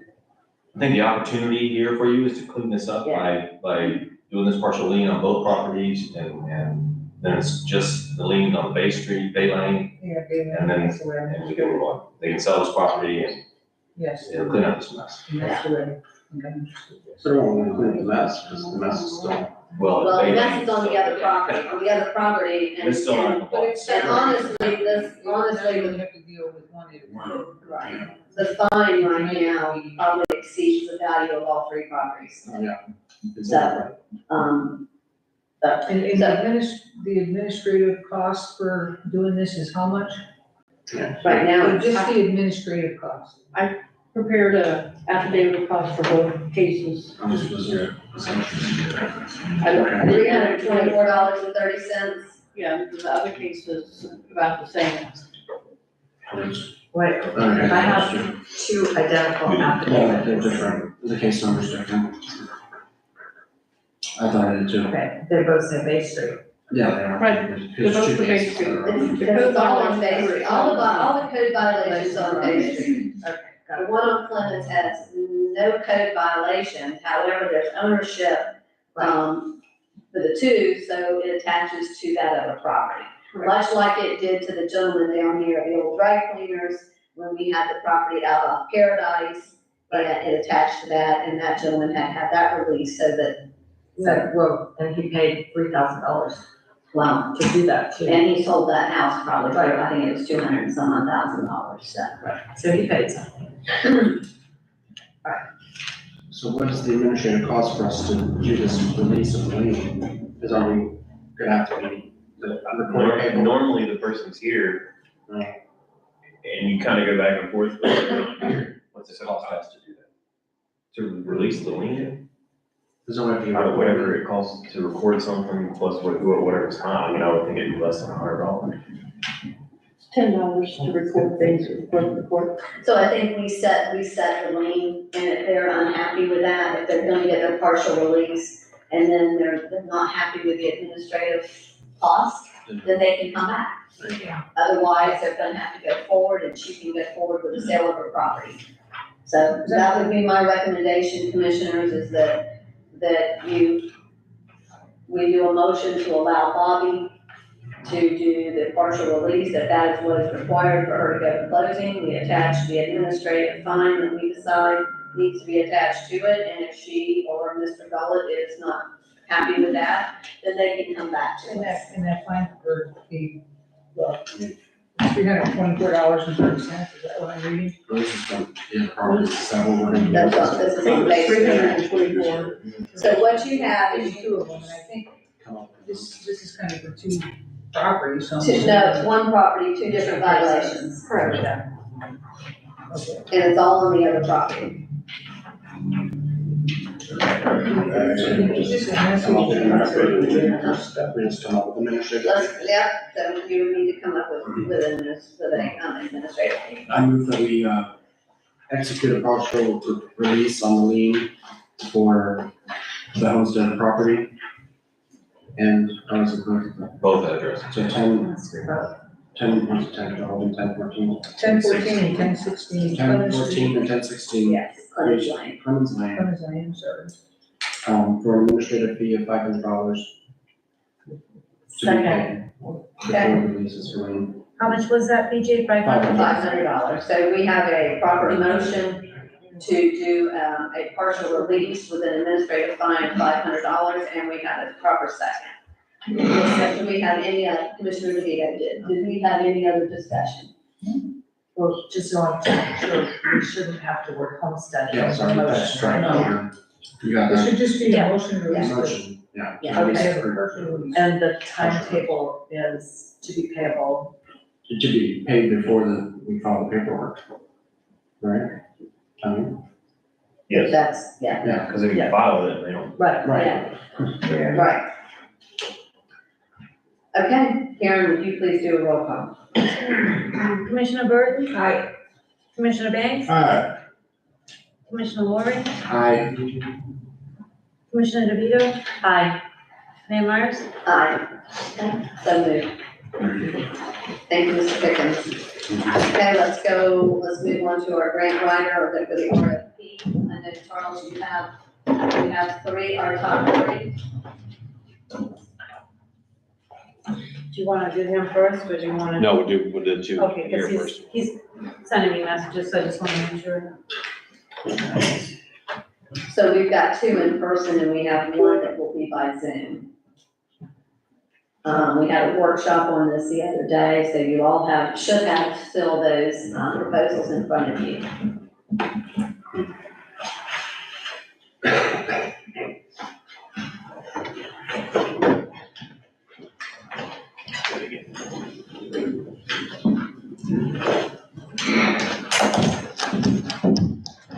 Good evening. My name is Fred Fox. I'm the owner of Fred Fox Enterprises. I have Melissa Fox with me, who's one of our project managers, and our plan to say is also my daughter-in-law. She's going through. Is it on? yeah, channel switch on. It's on the left side. Basically, I started Fred Fox Enterprises 40 years ago this year. We started off with two client communities, one of which was Crescent City, so we've worked with you pretty much steadily for 40 years, doing a number of grants. We have prepared the applications and administered grants for over 400 projects. And then I just go through a list of the different types of projects, a lot of which are CDBG, small cities, some are mitigation, some are disaster grants.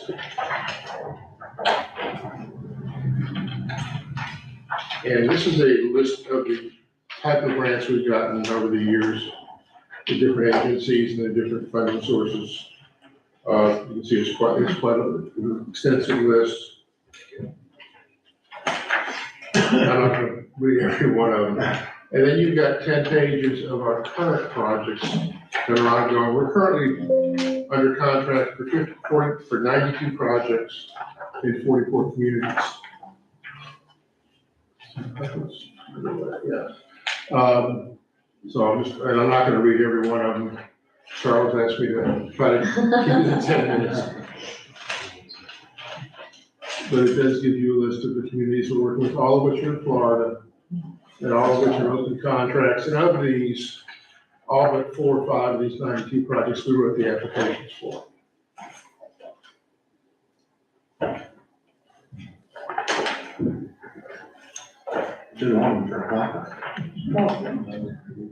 Fred, one of the questions the commission has, to talk about the difference between, one and billing, like, the difference when we reach out to you and say, can we get a CDBG grant? Or versus you say, hey, I know you're doing, playground, we've got this playground grant, or we've got, a communications grant. Let me go over the different types.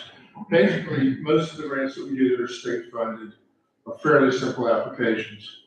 FERDAP, which is the program you're referring to for the park grant we recently finished. Basically, our fee to write it was $1,500, contingent upon you getting funded. If you didn't get funded, you didn't pass.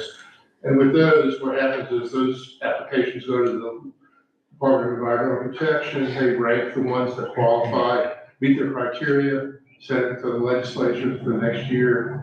And the legislature typically either funds the whole list or part of the list, or none of the list. So,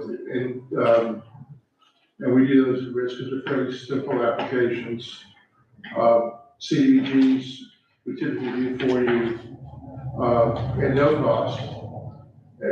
Because they're fairly hard grants to manage, whereas the recreation grants, we have several communities that manage their own, so we have to make charge somewhere. So we typically on the recreation grants charge $1,500 to write them and then $5,000 to manage it. On a lot of the grants that it's strict managing, there'd be no fee to write them. If you get into some of the federal grants, which are basically much more comprehensive, take a lot of work to put them together, and then they typically might fund 2 or 3 projects throughout the state of Florida. Those you would probably come up with the price on the front end to write for you, because, and they're typically larger project grants too, so. So it would be on those types, it would be a negotiation. Again, we've done several for you. You talked about your CRA a while back at the beginning of the meeting. I actually wrote the project for your CRA to be established way back in the day, probably about 1985, 1986. So it's been a long time ago. And we got the grant to do the streetscape improvements for you down there as well. Did you also write the grant for USDA to get our wastewater plant? The wastewater treatment plant? You talking about the grant for? USDA rural development. No, I didn't read the USDA grant, I don't believe. Our approach would be that we meet with your staff, starting with Charles, and then meet with each commissioner, either individually or as a group, however you want to do it. Talk about the type of projects you're looking at funding for. And then we'd go back and research the possible areas that we could look for applying for these, and then we would get permission on an individual basis to submit those applications. You can tell by the number of grants we're managing, we've been very successful. There's several grants coming out of this Thursday legislative session.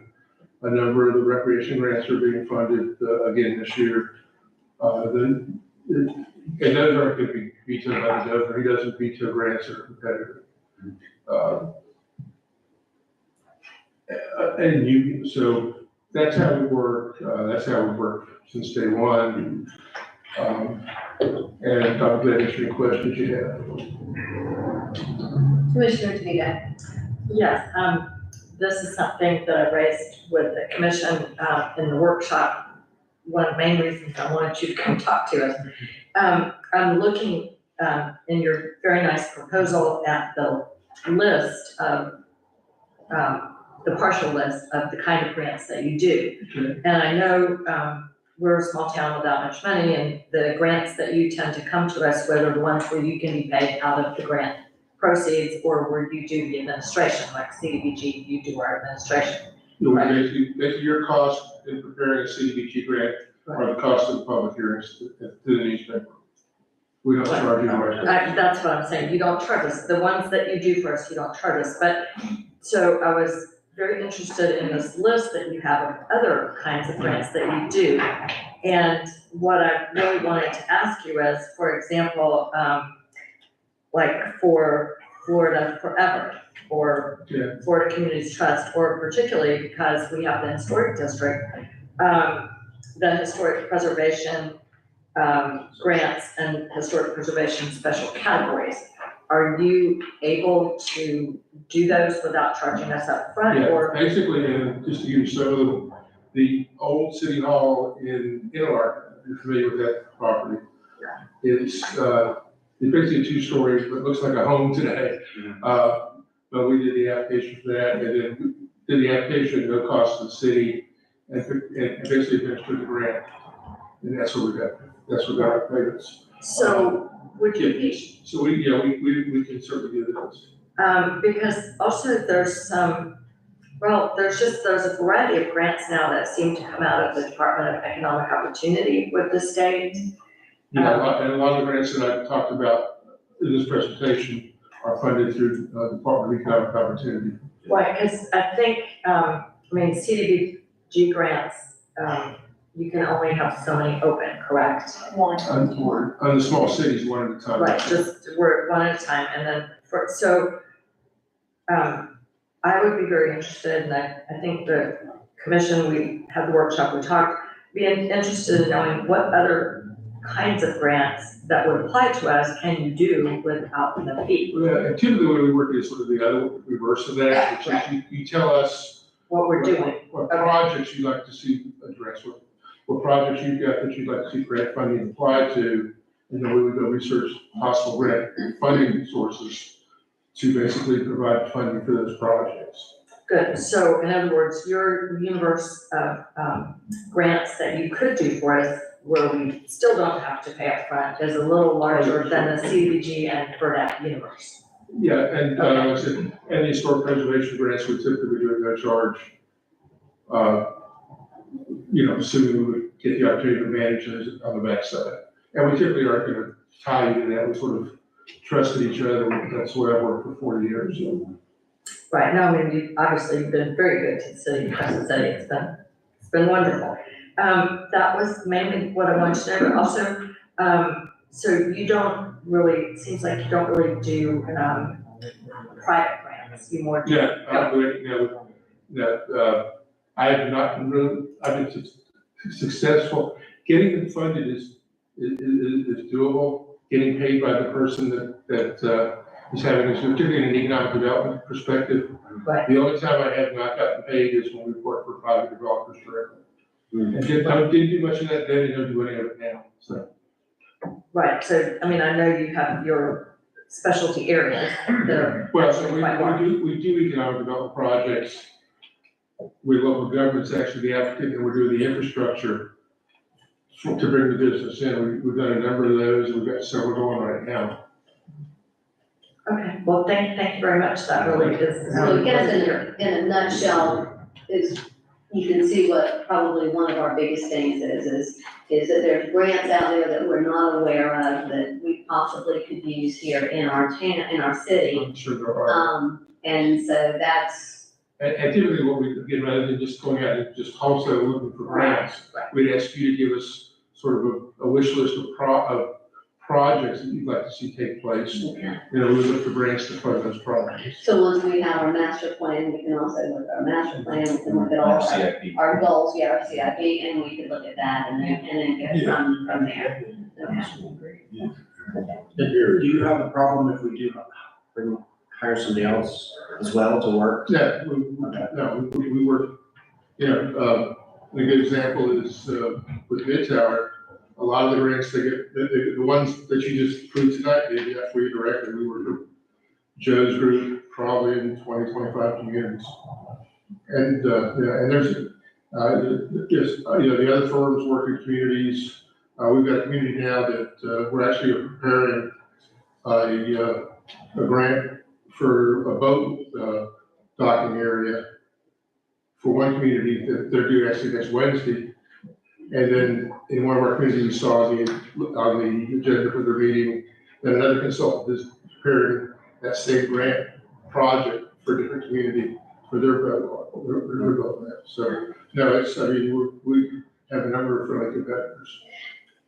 And my and from my perspective is, we're so appreciative of everything that you've done, and we're not out here searching because we're not happy. We're just like, is there some other things out there that we need to be looking There at? are people that specialize in specific areas, and that's certainly true. And so commissioners, as we go forward, keep that in mind, that we can, we can work with several and have several, firms. Okay. Any other questions? Yes. For that grants, we can have 2 open at a time, correct? You can have 2 open at a time, 2 different parks. Okay. There are basically 2 options you have on each grant. You can apply for 50,000, or you can apply for 200,000. Okay. And because you're a ready community, because the whole county's ready, you can actually apply for 200,000 with no match. Even though for communities that are not ready county, there is a match requirement. The negative is that it's, for several years, the legislature only funded the 50s, but the last few years they've been funding both the 50s and the 200s. My understanding, they just fully funded them, didn't they? Or city, at least it's there. The full list was funded during the session that just ended. Yeah. And when is the application cycle for that? They're typically in September. September. So we just want to make sure we get on that. Absolutely. Yeah. Okay. Okay, any other questions for Mr. Fox? I appreciate your time. Thank you, and thank you for your time.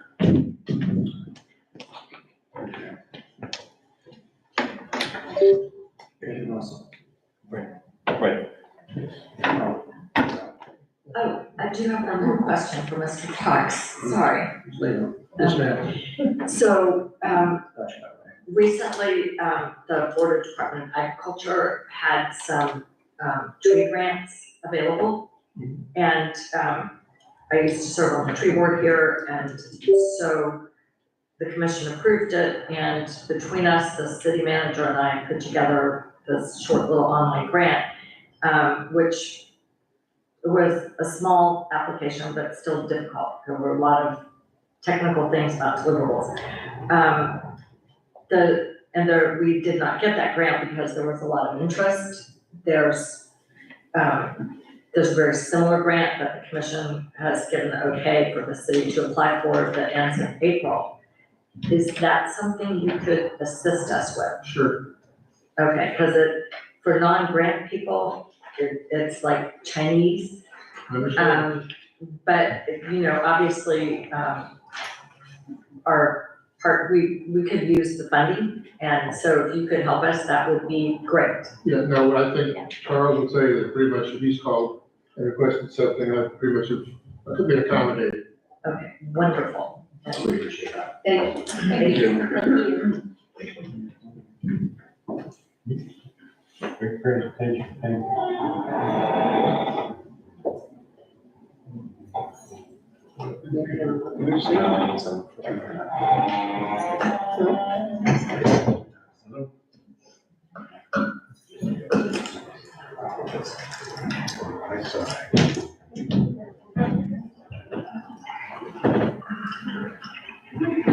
Good evening. I'm Ford Alday, Vice President of Guardian Community Resource Management. And I thank you for your RFP and for your invitation to present. We love our small cities. We have about 25 clients, and almost all of them are small cities. That's where our bread and butter is made. So whatever you're facing, whatever you need, we've seen it before. The Guardian's mission is to develop and implement community development strategies for success around the needs of beneficiaries and the community as a whole, while simultaneously seeing your visions and CIP become a reality. Our team, I'm the team lead, I would be your main contact. I have a civil engineering background, I'm an environmental review specialist, which is very critical to federally funded projects. I have 30 years of experience. I've done 130 projects, and I'm an economic development expert as well. My wife, the owner, Christine Holiday, is a former auditor and accountant, and has been a grants administrator for 24 years. Don Ridley is a state licensed building inspector, as well as working on over 2,500 housing projects and hundreds of infrastructure projects. Antonio Jenkins has over 17 years of extensive operation and project coordination experience. He's well versed in codes and standards, Davis-Bacon Section 3 and MBE goals, and over 1,000 housing units he's completed. Jean Rags is former government director of community services and assistant county administrator, and she administers hundreds of grants. A combination of 21 years of public service private grant experience. Gail Brett is a former grants manager of the state of Florida, a real estate professional with 20 years of experience. Marina Edwards is a grant administrator, training in case management and filing review, 5 years of experience. And Eliana Alden, my daughter, is a new grants assistant. She's being trained in case management and grant support. What do we do? Everything. We work for FDEP grants, we work on special appropriations, we work on DEO, commerce, rural infrastructure funds, CDBG. We worked on neighborhood stabilization. We worked on the first 108 loan in the state of Florida. We worked on dozens of state revolving fund grant loans, economic development, public work grants, USDA rural utility services loans and grants, CDBG commercial revitalization, housing rehab, and neighborhood revitalization, and dozens of economic development economic development grants, over $50 million, 30 projects, thousands of jobs. What do we bring to the community? 150 years staff experience, $500 million grant loan and leverage project management with over 250 projects, 130 million CDBG, 75 plus communities over the years. Our staff, previous to Guardian and under Guardian, 30 plus business partners and 2,500 jobs. The first successful CDBG 108 loan application for a $40 million infrastructure project. Administered and implemented one of only 11 community workforce housing innovation program projects funded for $5 million. Administrative project delivered 12 presidentially declared major disaster events and disaster recovery grants, and administered 11 NSP projects for $50 million on time with no findings. We currently work in Putnam County and the city of Palm Coast and Flagler County in your area. We have vast experience with leveraging, including Spring Lake down in Central Florida, their stormwater master plan. We leverage state revolving fund, section 319, TMDL, FDEP, and legislative appropriation funding for a $5 million project. We provide our clients with the greatest possible access to public grant loan dollars through program guides, ongoing research, and investment. We stand not only for grant compliance, but for physical and public responsibility. Some examples of projects. Eastone was a leveraging project of EPA, state appropriations, and CDBG for 100 jobs, 120 jobs, $12 million in funding. Lowe's, the CDBG enterprise zone, state incentives, 125 jobs. Spring Lake Improvement District again. City of Palmetto Neighborhood Stabilization and wastewater treatment plant expansion. We did state revolving fund loan grant and legislative appropriations for that. City of Lavelle Neighborhood Revitalization and Economic Development Projects, they've gotten over $10 million in several projects from us, and including USDA loan grant for a water treatment plant. Town of Lake Placid Neighborhood Revitalization Economic Development, FEMA, they included a water management district co-op fund for reuse water of 1.2, 1.4 million.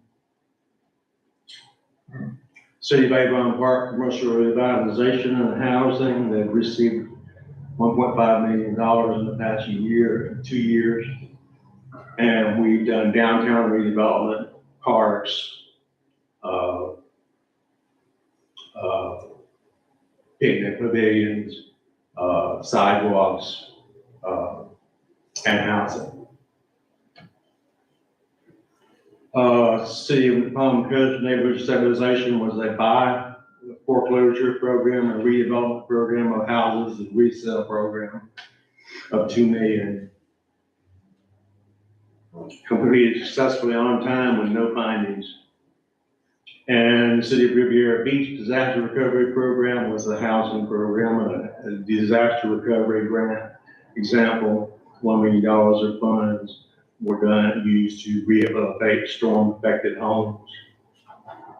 So we've done a variety of programs. We can adapt to any new programs, any needs that you have, any grants or public loans that interest you.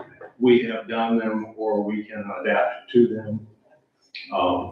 We're always excited about trying new things. Our approach, we do everything. We do everything but your approvals. We need your approvals, but we prepare everything.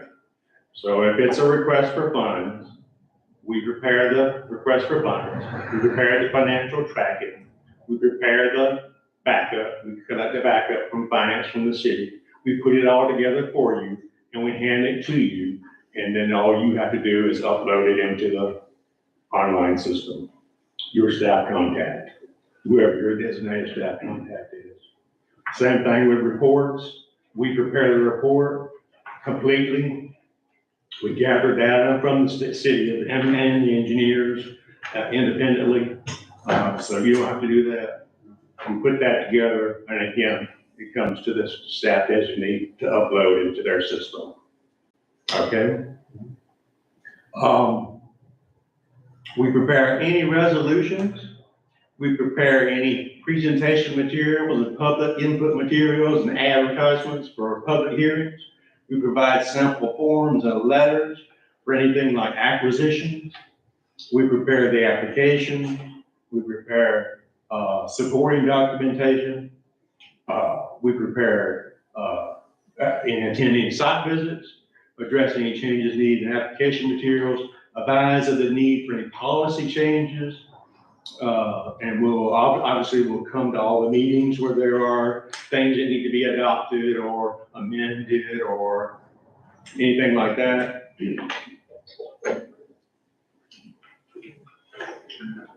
We prepare the site visit record document, so we prepare the files for you. We prepare the filing system for you, all the binders of all the records that you're supposed to keep on site, and we deliver them to you. Okay?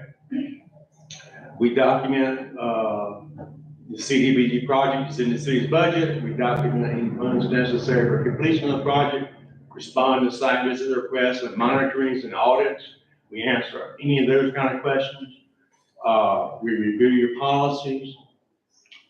We review the award agreement for any special conditions and advise you of anything that you need to do to meet those conditions, okay? We complete the award documentation. So when the award comes down, they have all these forms that come with it. We complete those for you and submit those to you for your approval. And we will attend the county meeting, the city meeting in this case, excuse me. And we also prepare the environmental review, the HUD environmental review, or the whatever agency it is. We prepare the environmental review and request for release of funds. It takes months to do that. We've done hundreds and hundreds of environmental reviews, and they're very complicated. We provide labor and wage, compliance, Davis-Bacon, Section 3, MVE, Copeland, and related forms. We provide TA to the business so that they can comply. So we don't just hand out forms, we hold their hand. And we meet with their human services department, and we guide the contractor on how they can comply with the grant program. We attend the pre-bid meeting. We attend the pre-con meeting. We monitor compliance during construction. We maintain your record system, your files, by regularly visiting and updating the files. We draft all the reports, of course, and we prepare the closeout. Do everything. We do everything. And that is my presentation. I'm here for your questions. Thank you. Commissioners, do you have any questions? Okay, go ahead. Okay, thank you so much. You are here because we were very interested in your written proposal, and we wanted to be able to ask you questions in person. And one thing that we are really in need of, being a very small city, is, and this was on the list of things that were requested in the RFP, experience identifying potential grants, basically funding research. Yes. We feel a lack of that. And I know you included your hourly fee list. So you probably heard the prior presenter, Mr. Fox, mention that he has a methodology where he would talk to our departments and then he would talk to the commission about what kind of projects we're looking for. Do you do that also? I also meet with you, any advisory boards, your staff, your engineers, and whatever projects you have to present to me, I come back with a report on what grants and public loans are available. But I also do emails. I'm on several funding update email memberships, and I do regular emails to my contact staff person about available, if something's coming available, you may be interested in this grant. Right, but for the assessment process where you talk to our staff, you talk to us, whatnot, would you be charging an hourly rate for that? No. Okay, No. so in other words, you would get to know us and get to know the kinds of things we are needing funding for, and then you would not charge us for that. No. But you could send us ideas. Yes. Okay. And then are there some grants where you are paid out of the grant, or do you usually get paid an upfront fee? We usually get paid if you get funded on most grants that do not have administration in the grant budget. Most grants do not. That's just the plain truth. Sure. Most grants want to pay for, it's bricks and mortar. And they also, a lot of them want to be ready to proceed, so they don't even pay for engineering. So CDBG, for example, all of the different kinds of CDBG allow for administration. So we would write those applications for free. And we would hope to be hired to do the administration of the grant. Okay. FERDAP allows some fees, but usually you want to spend those on engineering. So if the FERDAP is funded, we would expect to get a fee, for example.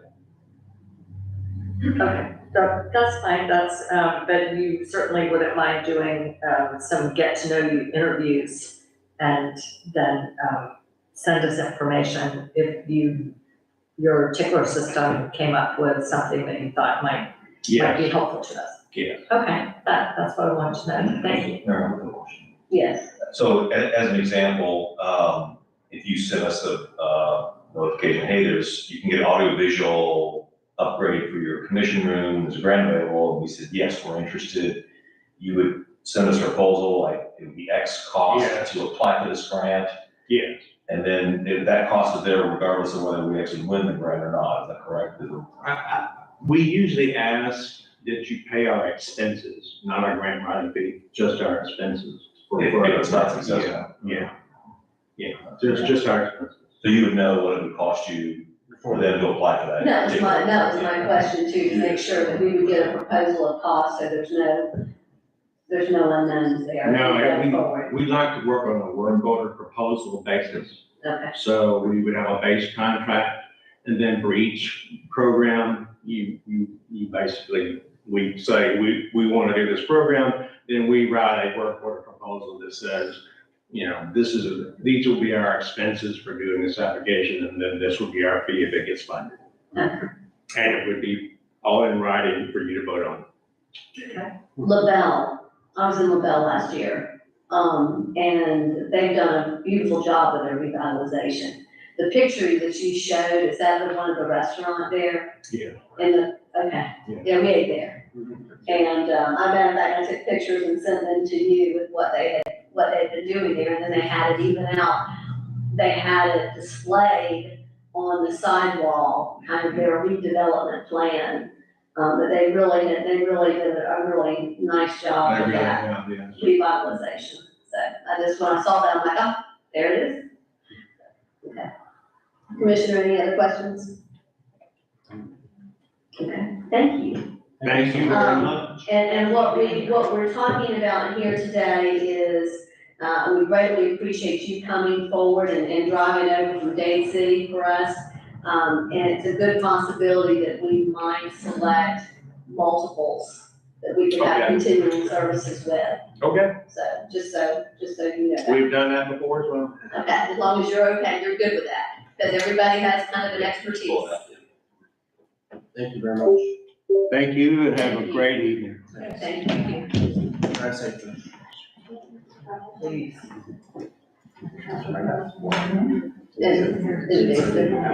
My dad.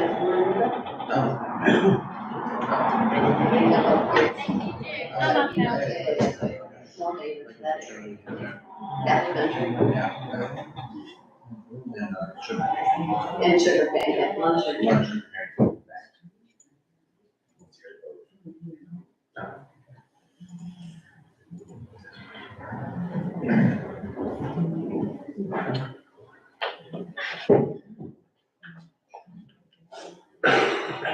Where's Karen?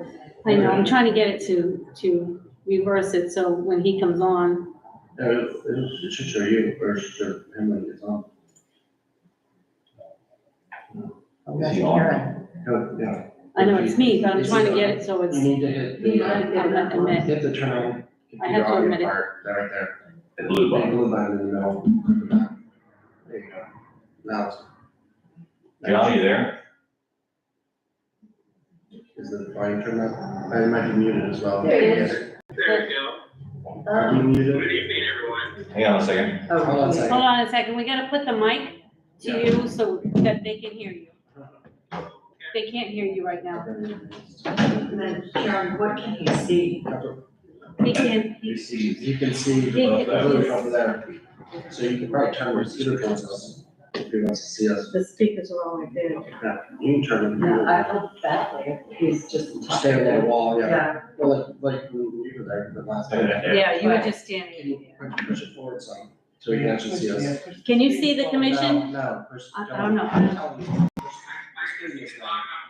There you go, hi. Can you see the commission? Yeah, look at them. Yeah. Yeah. You guys have had a long evening. Yes, hello from Florida to Michigan. You know what, I'm actually about 4 hours south of you. Oh, okay, For one more day. for one more day, okay, for one more day. We're actually leaving tomorrow morning to head back to Michigan. Well, you did look like you had a little bit more sun than most Michigan, residents have at this time of the year. We'll have to send him a travel brochure for Putnam County. I've been enjoying the nice Florida weather for the last couple weeks. You make a full screen? Charles? I didn't see where they make it. Just the, in the top right hand corner, the view, the little full screen square right there, all the way up above that, that right there, there you go. There, now he's. Okay, go ahead, John. Yeah. Sure, I do have a short presentation and gives a quick overview of Jetco, some of our services. You want me to spend just a couple minutes on that and then take some questions? I know Yes. Yes, please. Well, let me see if I can't figure this out, and I will share my, Screen, share your screen. share my screen. I love Zoom. There we go. Host disabled participant screen sharing. We gotta turn it on then, hold on. See, I did the green thing at the bottom where it says screen share. Right click on that or click on that. Karen, does it say, what does it say? No, Alright, that's not it. okay. Is it say? It says share screen right here, but it's not, I just clicked on that. No, that's the screen. Yeah, that's what you clicked on, right? Yep. Sorry, Don, she's working on it. We're working on it. Okay. It might be over in the more part. Alright. I'm not an expert on Zoom, I just use it. Go over to the settings on the side, or at the bottom of the screen there. The little dot, where it says more. I think that might be, where does it say, I can't live? It just Live on Facebook, live on YouTube, live on Yeah. Twitch. Yeah. I don't know what the settings is. He might just have to talk. Yeah. Yeah, you might just have to. Yeah, I think that, I think just, Because, you know, maybe I don't know. we've had an opportunity to review. Right now. Right now? Oh, that's right, you have to share, he has to be a host. Yeah, you have to be a That's host. right. Okay. Multiple participants can. Yeah, okay, I know what you mean. So, There you go. there we go. Thank you, Rachel. I knew we could talk more. There we go, Joe. John, can you hear us? Can you see it now? Yes. Everyone see us? Okay, go ahead. All right, well, good. We beat technology point. Yeah. Well, thank you very much for allowing me this opportunity to give a short presentation and answer your questions this evening for your RFP for professional grant writing services. I just wanted to give you a little quick overview of who we are and what we do. Once again, it's Hello Jetco. I figured I would say Happy Pi Day. And earlier I was listening to a presentation from the Women in Defense. They sponsor a Pi Day. And so 5th through 8th graders were putting together some electronics. And the only thing I remember from my electrical engineering days is twinkle, twinkle, little star, B equals IR. So I'm gonna cover our services, our pricing, and that share contact information. So who we are, we're a service stable, veteran-owned small business. We're headquartered in Grand Rapids, Michigan, and we have expertise in grant proposal management, business development, research, all things government contracting. We started the business in 2007, so we're coming up on 20 years, and so we've got a dozen or so high responsibility individuals that assist me in helping other folks do business with the government.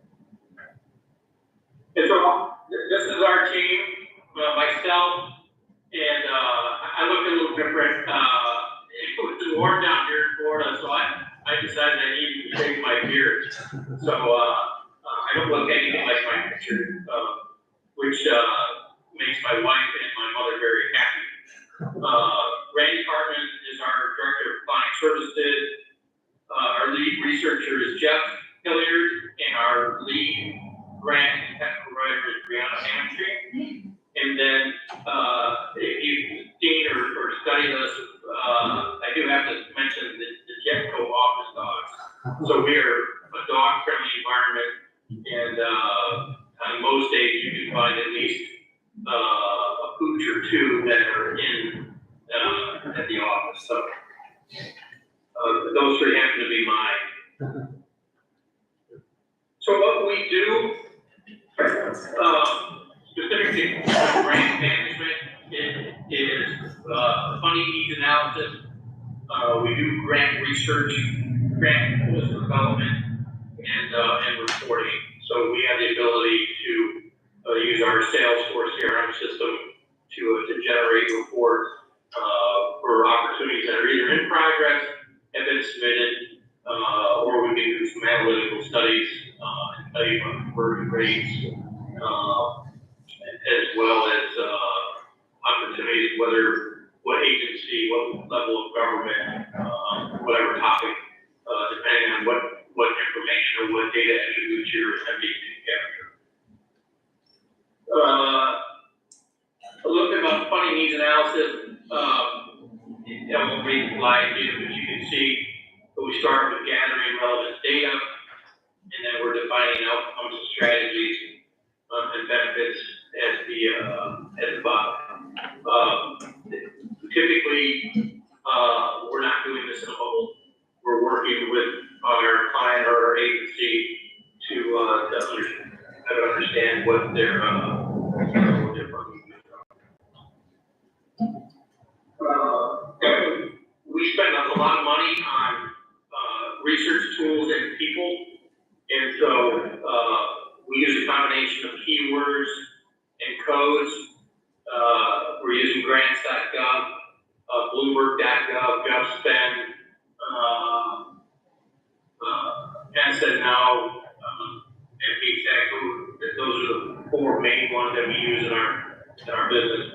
And so the purpose of that is to locate and then send appropriate grant funding opportunities to you. I think it's good to call out that our folks are all W-2 employees, so they have benefits and they work full time for us. So we're organized in terms of a research department and then a writing department, and then we call it business development, where the government calls it capture management, the fancy term they use. For grant proposal development, begin with an outline. We call it RDO, it's called a requirements driven outline. And I apologize, I'm an old Army guy and I still use a lot of acronyms. So if I say something or use an acronym that you're not aware of, just stop me and I'll go ahead and spell it out. So from the outline, that allows us to tell you all the assets that are required. It also has a timeline. We do some backwards planning to make sure that, depending on the submission method, that we're able to get it in on time. We're used to working with deadlines and having things either uploaded, hard copy, or sent electronically. We do color reviews. We've got a couple of them. We call them pink and red. Those are the two main ones. And so pink is basically a gap analysis for the requirements. Red is make sure that we've identified or remediated all of the gaps and or shortcomings, and then you do quick things. And then at the end, some people have got a couple of different ones, white gloves, full reviews, so depending on if you want us to help with the pricing. And then, like I said, the final end is just making sure that it's aesthetically pleasing and it meets all the requirements.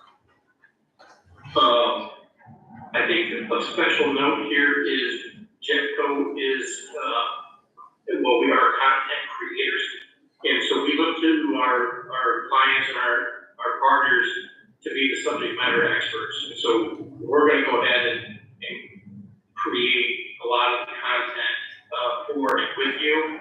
And because we found that our partners, and just generally speaking, people as editors or reviewers, than they are, creating content. That's a generality, that's what we found. And it also keeps us on task, and keeps us on time. And I'm an old engineer, and we're the worst, and so you tell me to prepare 2 paragraphs, more likely you'll get 2 pages. But we feel that by owning the process, and I'll show it to you here in a second, that we're able to make sure that we stay on time and that we hit all the milestones. So the JETCO process, and we've helped our clients win over $8 billion of contract awards in our 17 years, and with 278 different agencies, and we're approaching on almost 1,000 wins in our portfolio. And so you can see of those 23 steps, you've got about 6 or 7 of them, and we're going to be doing the rest. And so that's a little, it's kind of an eye chart, and if I could figure out how to blow it up and not wreck the presentation, I certainly would. But you can see we're reviewing the solicitation or the NOFO. We're meeting with you, we're developing drafts, we're working the solution, we're conducting reviews, the proposal management folks, they say revise. But we do put in reviews and recoveries, and so based on the comments and feedback, based on Q&As, based on changes, it could be also based on what we find out, or hot buttons or things that are introduced into the process. And we do a final review, and then we prepare it for submission. And we still have a CD reader. We don't do many of them by CD anymore. Most of them are either uploaded or sent electronically. But on the rare occasion, we still have a hard copy. But I actually saw one the other day that had 3 copies, and 2 of them were on flash drives. We're pretty proud of our reporting and our ability to account for and organize things. We were an early adopter of Salesforce, and we've been using it for almost 15 years now. So we have a plethora of data, and I can say our clients and customers rely on us to make sure that we're tracking the appropriate opportunities, that we're moving them through the different statuses, we're accounting for them, we're getting submitted on time, and then we can, like I said, report on those, so we can tell you how many opportunities you had a week, a month, quarter, a year, what happened, and what this position is, if there has been a decision on it, if it's still in progress. And so that helps us develop strategies in terms of selecting agencies or targets in terms of opportunities that we run. Other clients. When we proposed, we had a couple of different ways because we wanted to be flexible. So we have a fee for to find them if you want, and it's an optional one. So and we have clients that decide that whether or not they want to work with us and have us find them, or if they just want us to write the opportunities that they have.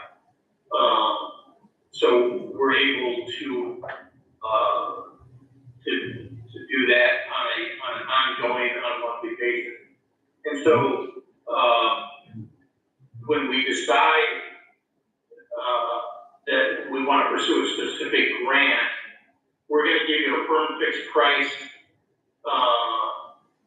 number, because we have a pretty good idea of what it's going to take. And we found that, with our government, municipal, city, clients, that a firm fixed price model works a little bit better. And so, you know, we'll look at it and we'll give you a level of effort and then a cost, and we're not going to deviate from that. And we know that there could be some changes, there could be some amendments, there could be some additional Q&A. The only time it gets tricky is if you decide that you don't want to pursue it anymore or it gets canceled. So if we do have some residual work in there, then we work out something that's amenable and equitable to everybody. So we view and we approach our relationships with a long-term emphasis. And so we're looking to be your partner as you go and pursue the government work. And then I'll begin Thank you, John. information. Thank you. Can you hear us? Can you hear us okay? I can, yes. Okay, commissioners, if we have some questions of, John? Does anybody have any questions? I do have one, in your submission, it had a $2,000 a month, it appears to be like a retainer, that it would be a $2,000 a month retainer. But that sounds a little different from the proposal that you just presented to us, so. Yeah, it is, and that is if you want, that service is for the research. And so if you want us to,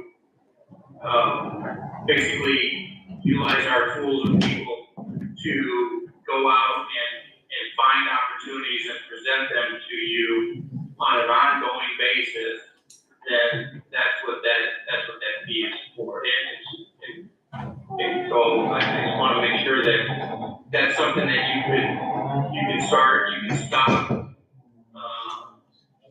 or you could not use at all. And we've got clients that go both ways in terms of we find opportunities and then we write them. And then there's another one, Douglas County out in Colorado. They already have identified their opportunities, and so as they become available, then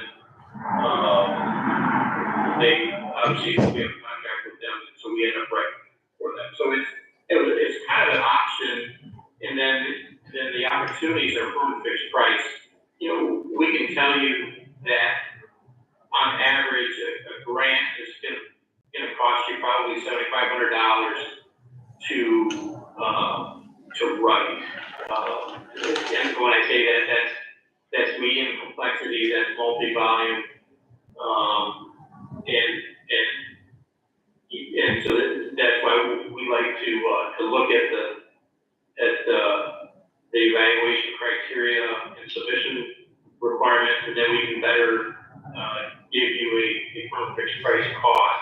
In some cases, you can be significantly less. In other cases, it can be more. What we found is, on average, that's a pretty good number to use.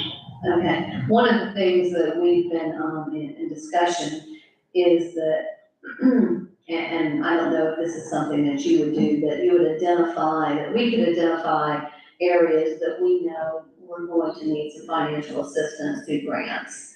And then if you brought those to us, it would be a proposal that would identify, lay out for us that fee that would be involved if we wanted to pursue those grants. Do you operate, in that way rather than like what we talked about with this $2,000 month? We're a small community, of course, we're a small community, and so, the $2,000 gives, concern.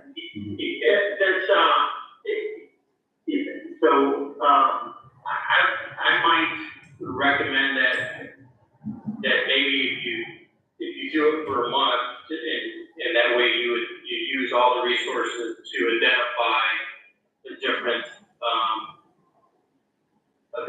opportunities that are out there for you.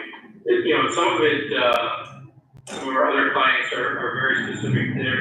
They're looking for, mental health, education, fire and safety, parks and rec, and substance abuse. That's kind of been, you know, some of the topics that they have picked on.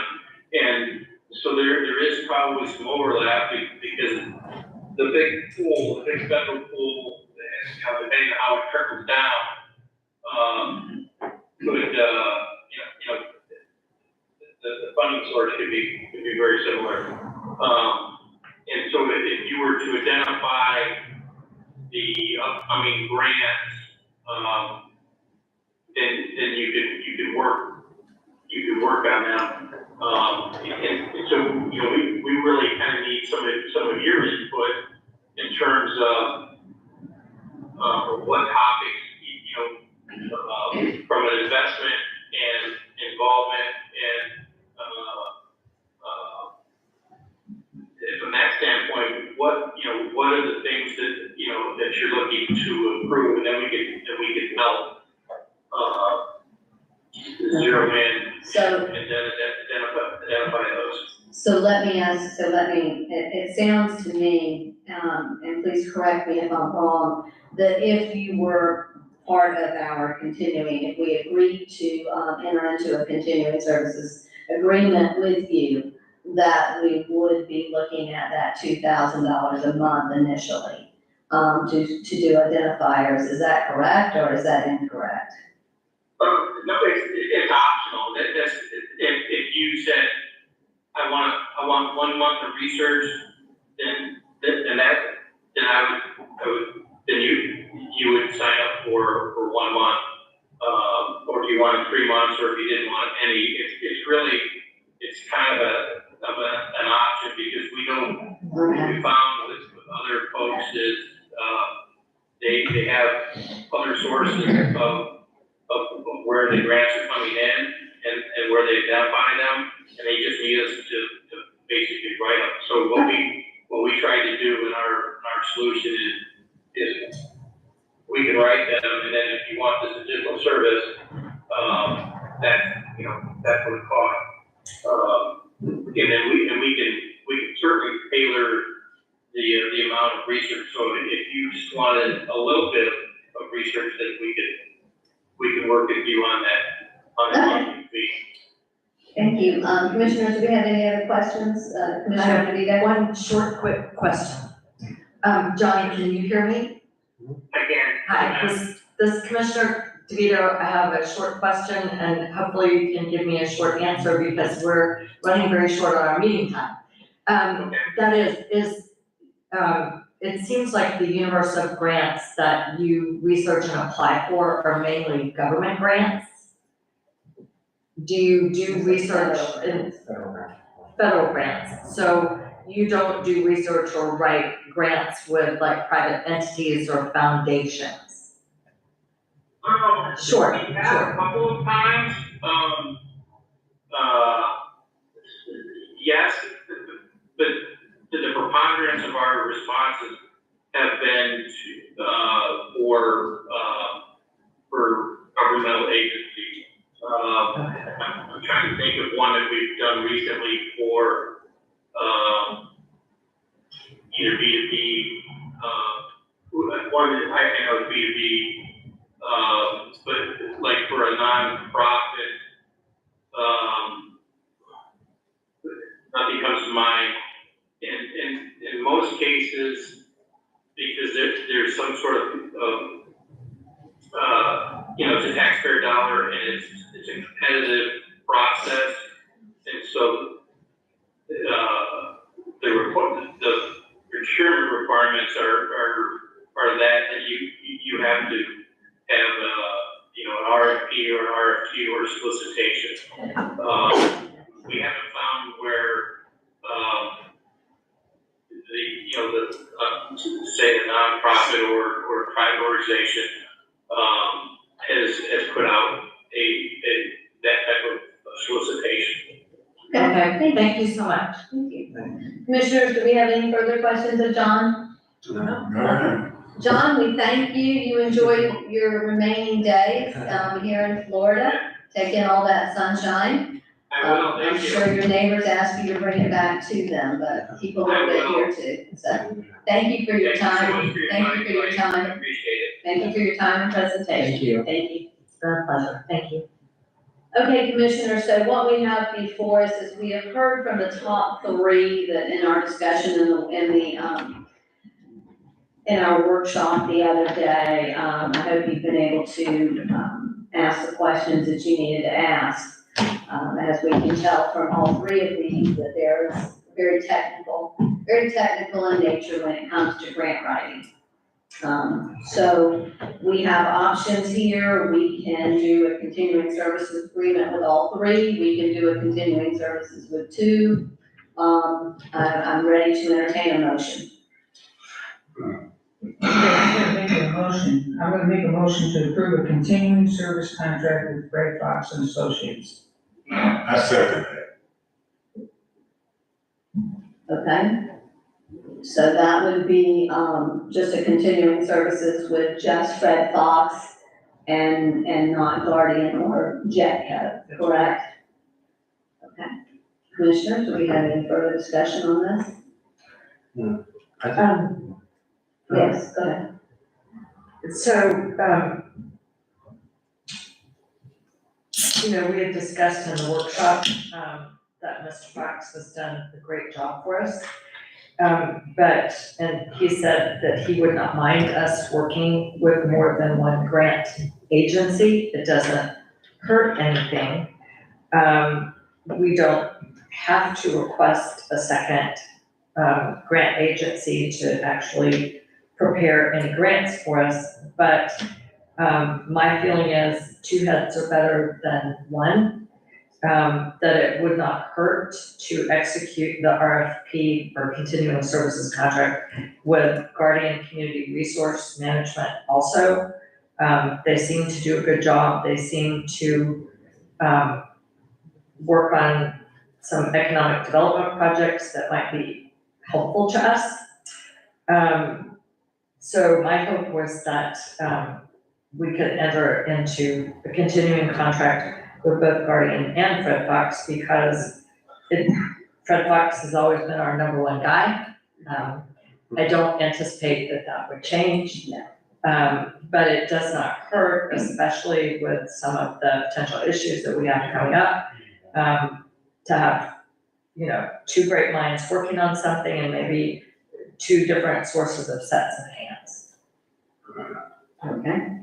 And as I said during the workshop, when I served as a commissioner before, Fred Fox worked as well as Jordan Associates. And I think we had several years there where we were getting great results from both of you.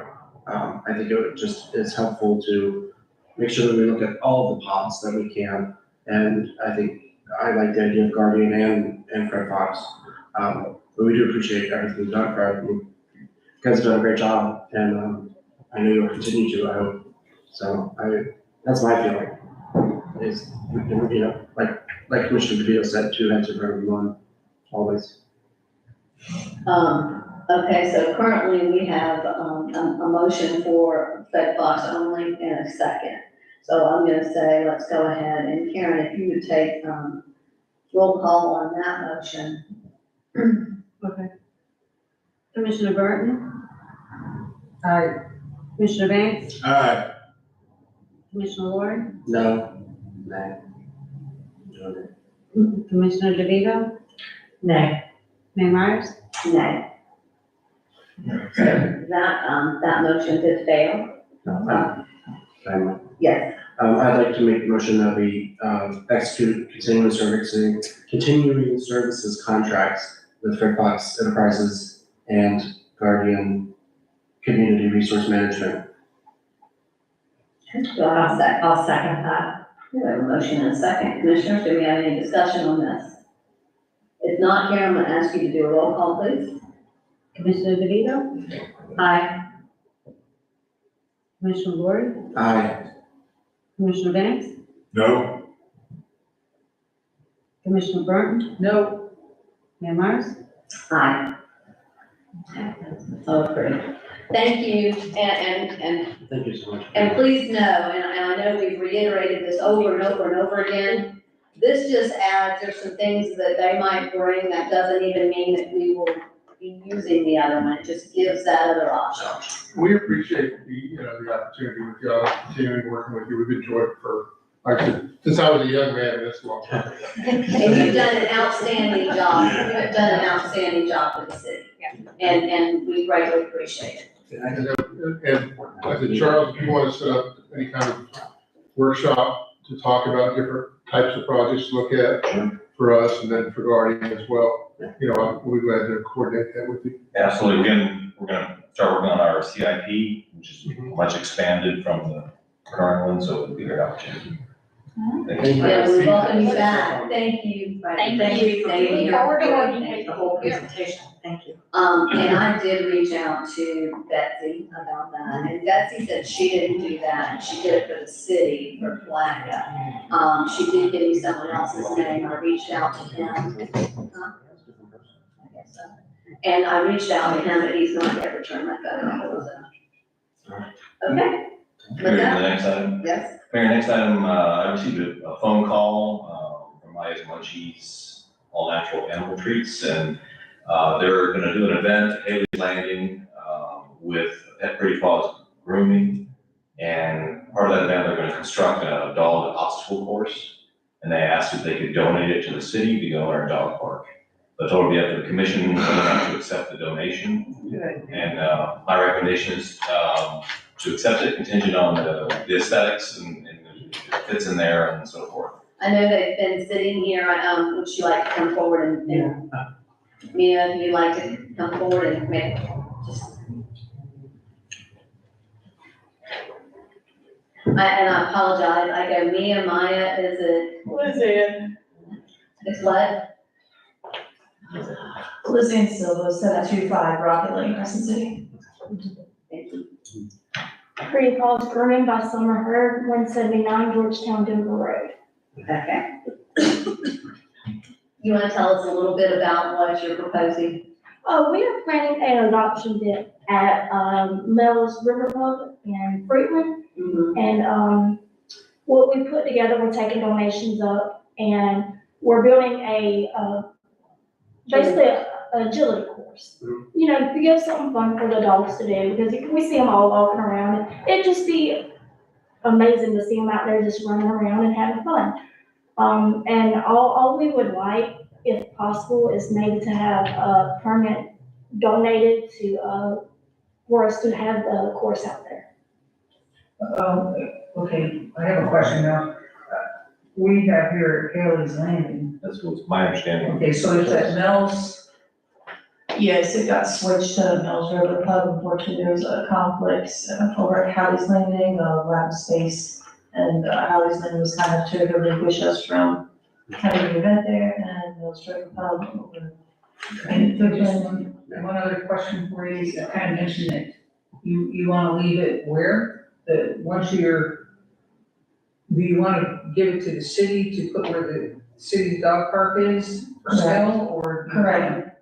What it is that it's gonna be a course that's gonna be at the event, at the adoption event, and then after the adoption event, we wanted to place it permanently. Okay, at the dog park here. At the dog park here, okay, I just wanted to make that quick. It's a little further drive to bring, it's all. It's not that far. What size are we talking about? Like, is this one piece or is it several different? Multiple pieces. Okay. Usually construction is usually a PVC wood, implemented into the ground, no different than you were replacing fence post. And the course itself will be maintained by Maya's Munchies and also by Pretty Paws Grooming. And the construction itself will be taking place by, Mr. Canada of V-Train Industries. And he is a licensed contractor. If you need information on him, please let us know. Who is the contractor? Vince Trakina of V-Train Industries. And when is the event taking place? Saturday, May 4th. May 4th, okay. 10 to 3. Would you be able to deliver it, or would we need to come get it? We'll be delivering it.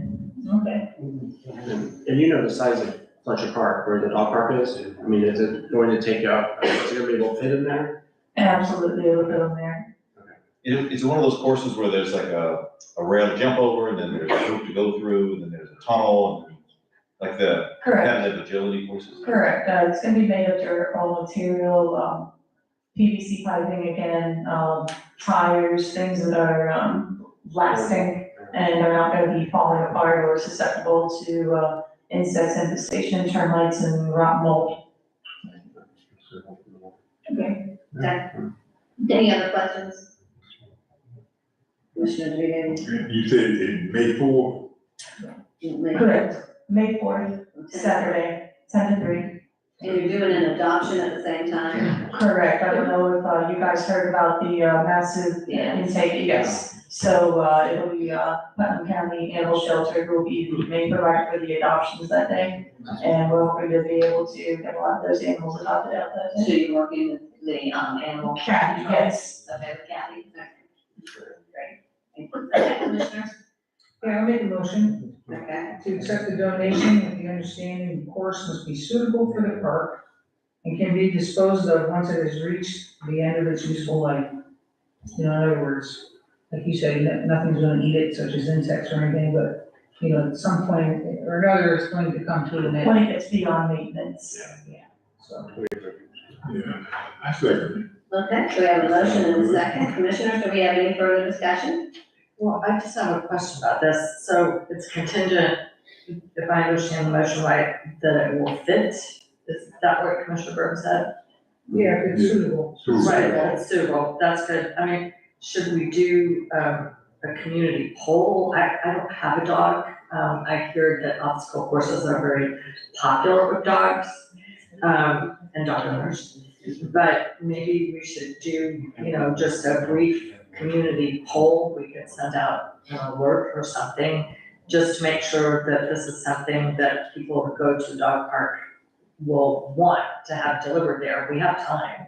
Well, I mean, I'm assuming. it would I'm make- on that comment? Yes, I'm ma'am. sorry. Yeah. So, when you look at a playground, a children's playground, you see playground equipment and you water fountains, bathrooms and benches. Currently, we have a dog park with no playground equipment. There's a bench, water faucet, but there's nothing else for the dogs to do. So it's technically an empty playground. So we felt that maybe having a full playground would make it more appealing for owners to actually want to take their dogs into the dog park instead of staring at it, wondering, what is this fenced area? Is it just a local park? And it's just slightly empty with fencing around it, or is this actually really a dog park? Not to mention, there are numerous agility clubs that surround this county. And none of them ever bothered to participate in coming anywhere near here. We could also foster, it would be nice to generate maybe an agility club with the youth and also just the dog owners here in Putnam County. There's frisbee clubs, there's agility clubs. It's the owners moving, get the dogs moving. My dog isn't very agile, though, so. I had one that loved them, and I had one that she'd never get over it, so, I think if you say about community polling, you know, believe me, if we put it in there and the community determines that they don't want it there, we will definitely hear from them at that point in time, so. They don't hesitate to let us know when they don't like something, so. And if that should happen for whatever random reason, I'm pretty sure any of the local animal shelters would be more than happy I'm to have sure that equipment installed. Yeah, Jenny just had, you know, they just had the agility put out there, at the Crescent City Kennel, they had a grant for it, and, I've been out there and watched the dogs playing with that, and so it gives them something else to do, rather than just running in a circle, so. Anyway, we currently have a proper motion and a second, all in favor, please say aye. Aye. Opposed, nay.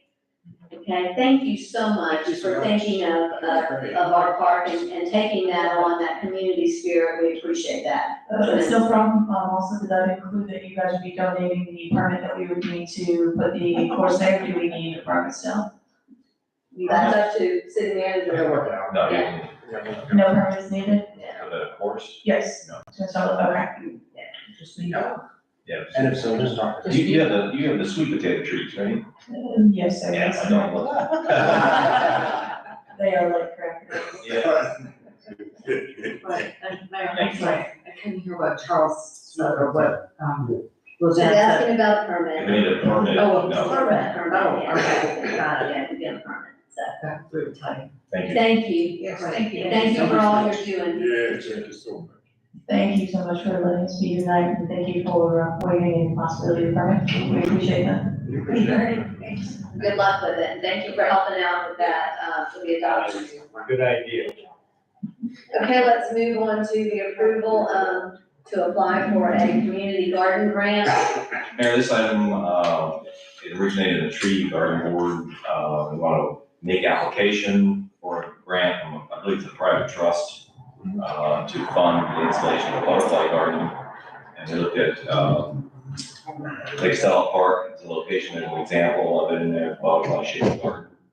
This would pay for the materials to install that garden, would, if they receive the grant. So there's a, letter in your packet that, they have to write and get approval to apply for the grant, and then apply for the grant, which would be June. So, Karen does have more information on it if you have questions, but this is just the initial thing that you'll approve. There's no match required, just to approve, application of the grant.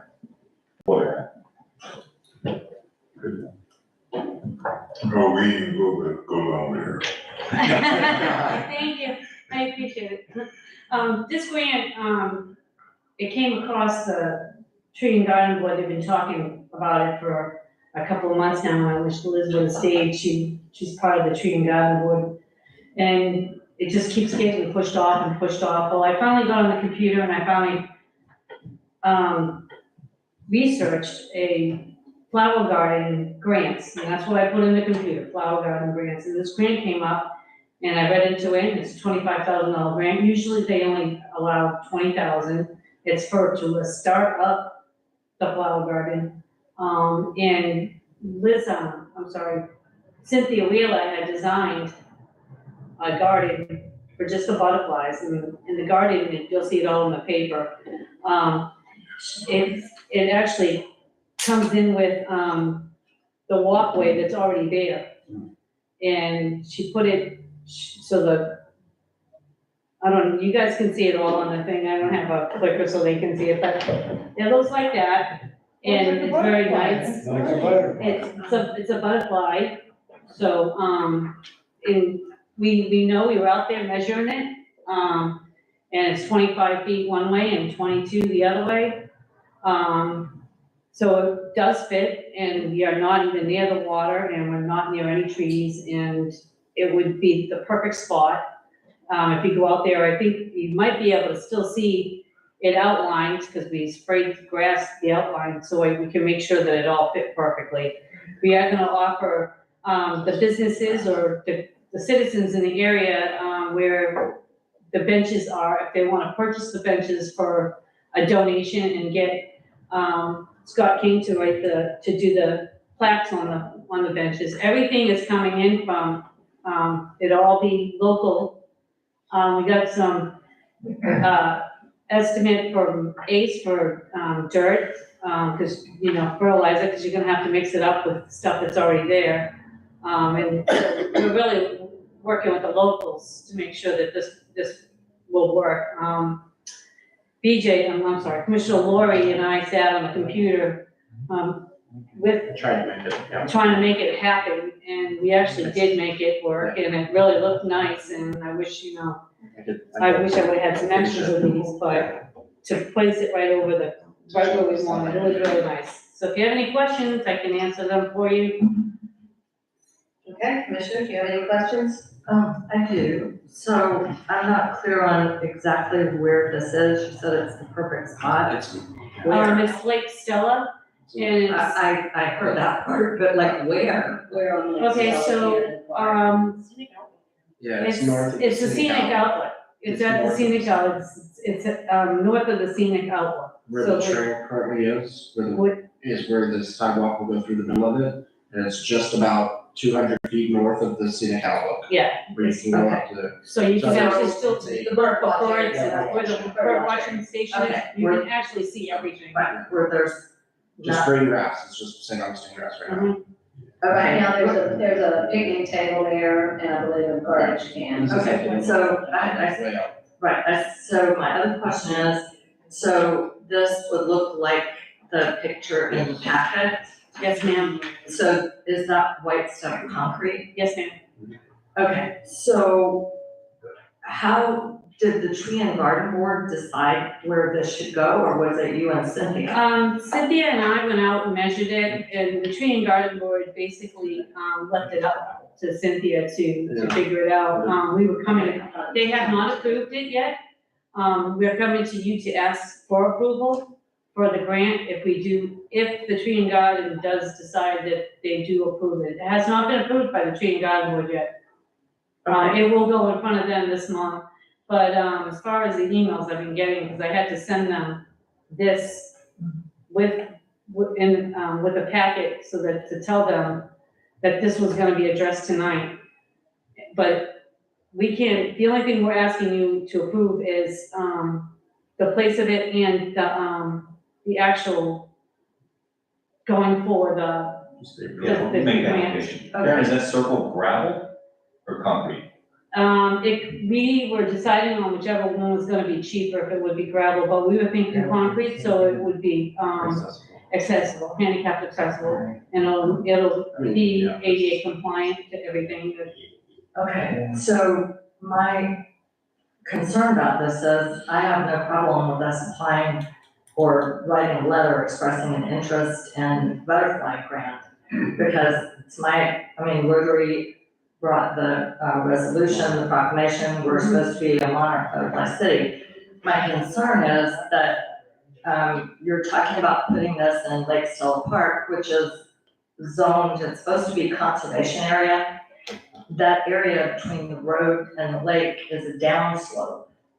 And, we just had a report of blue-green algae in Lake Stella in the winter when it's cold.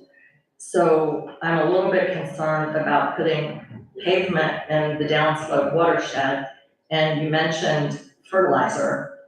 This is not the ideal area to have dirt and fertilizer washing down into the lake. To me, it would make more sense to find a more upland area for a butterfly garden. What this particular area really needs environmentally is more vegetation, which actually the city apparently has chopped down or sprayed vegetation around the bird watching area, and there's not really any birds there, because there's no cover for birds. But Well, that's in the bird watching area, that's for people to stand and watch the birds out there, not for the birds to be on the bird watching. Mayor, that's not what I'm talking about at all. Okay, well, that's what it sounded like. Well, okay, what I'm talking about is the bird watching platform used to be pretty much surrounded by water's edge plants. Those plants are cover for the birds. They provide a sound buffer and a noise buffer. And some of the birds that are watched, because I've been doing this there for 63 years, are birds that are swimming along the shoreline. They tend to not be there when there's no vegetation. And as well, the lack of a buffer is negatively impacting the birds that are willing to hang out in that area when people are present. So that's a negative. But back to the garden, I'm just not sure that this is the right place for concrete and fertilizer, because the conservation area is supposed to be a buffer for runoff from the lake, not, I think it would be a little negative to create an area that creates more runoff. Okay, so do you have an area that you would recommend to them where they could put this? Do you have any other area in the city that you would recommend where they could put something like this that could be shared? Sure. And, well, if it has to be shaped like a butterfly, I would say put it at Colbert Park. That's a nice upland area that's on the other side of the road. I think that would be a nice spot for it. I don't know what happened to By this trees. shade, it's very shady. There's a big open area in the middle of Culver Park, we've been cutting trees down there, it's not all shady by any means. The Tree and Garden Board expressed concern several years ago with the lack of shade at Culver Park after we had to take out some trees. So Culver Park and as well, there's an area at Dexter Beach that's upland, that is pretty shady. But I think there's some area on the north side of Dexter Beach. Culver Park would allow for, and Culver Park really, that's not too much. Culver Park would allow for the layout. But we have, and then my understanding was that, there was an idea to put the butterfly garden that was proposed, I don't know, by Rotary, near the Little Blue House in the Women's Club. Okay, well, from what I understand, Liz came back to us, at the last meeting of the Tree and Garden meeting and stated that, we would need to purchase the, insurance on that piece of property in order for us to continue the community garden that they had started over there. And we found that because we already have insurance overdone on Lake Stella, that This would fall purchase, under this that. would This fall would fall under, under it that. would fall underneath that. Okay, so I have a question, this occurred to me, does anyone remember, I cannot remember. So who owns the land the Little Blue House is on? Is the Little Blue House? Women's Club. The Women's Club The owns Women's the Club owns land. the land, the Little Blue House owns, the city owns the Little Blue House itself, correct? We leased Okay, and we lease it. Okay, it, and leased it so, from them, we leased it from them. right, well, I don't know, to me, there's a lot of confusion over this liability insurance issue because I was at the Women's Club on Monday and Liz said the city decided to go in another direction, but the issue was the liability insurance. And That's why do we have, that's why we decided, well, I didn't decide, the tree board actually had mentioned it, and I said, well, what do you think, where do you guys think you want it? And then they, Cynthia said, how about Lake Stella, and Liz said to go for it, so I printed out the grant, and she started running with it. What's the We use deadline? pervious material instead of Yeah. concrete and organic nutrients, soil. Yeah, because so I think isn't the deadline for the letter April 14th? No, the deadline for the letter is in June 1st. Okay. Okay, so we have time. Yes, ma'am. the design is, this is just a letter. The design is done. The letter's done, the design is done, we're trying to get it so that we'll have time. If we send the letter in June and the grant is due in July, it'll give us more time. If the quicker we send it in, the better off we're at. Do you, how big, the dimensions of this, I think that's because when you look at it, It looks huge, it's It's not, huge, it looks so I huge think the because it's dimensions aerial. would be helpful. Right, it looks huge, but it's really not, we went 25 this way and 22 this way, Okay. from the tip to the tip, So, Okay. in the middle of it, it's actually the center of the butterfly itself. Okay. So it was 25 by 22, I believe it was, I think those were the dimensions we worked with. I think it's a wonderful idea, I really do, I think Lake Stella was my favorite area, so I think that this would enhance it quite a bit by doing this, I think this would be wonderful, so, I think what we're trying to do here tonight, though, is to figure out that you wanna put it there, correct? Mm-hmm. But the other issue here is to move forward to get the grant. Yeah, we can't do a butterfly garden without the grant, it's not a matching That's what grant, it sounds so like, it's is what you're trying to do is apply for the grant. apply for the Okay, grant. now as part of that, trying to put the design and everything together, Once they give us the okay and they send us the more information back, so they approve you for part. They do it in sections. So if they approve the letter, they send back us, they send us the grant application. Doesn't mean that you're gonna be approved. So then we go through the process Once of, okay, so you need this really to to get that, to get to the second, to get to the So second. I think what we're part. trying to do here tonight, without any more really discussion, and we still have time to discuss. Where, or when you wanna put it, or however you wanna put it. We Because just we have have the to get the basic approval. design, we have the design. Yeah, to get the authorization to apply. Well, Okay, wait a so minute. that's what we're trying to do here tonight. But the letter specifically says Lake Stone. The letter that would be, is drafted to be sent to the trust.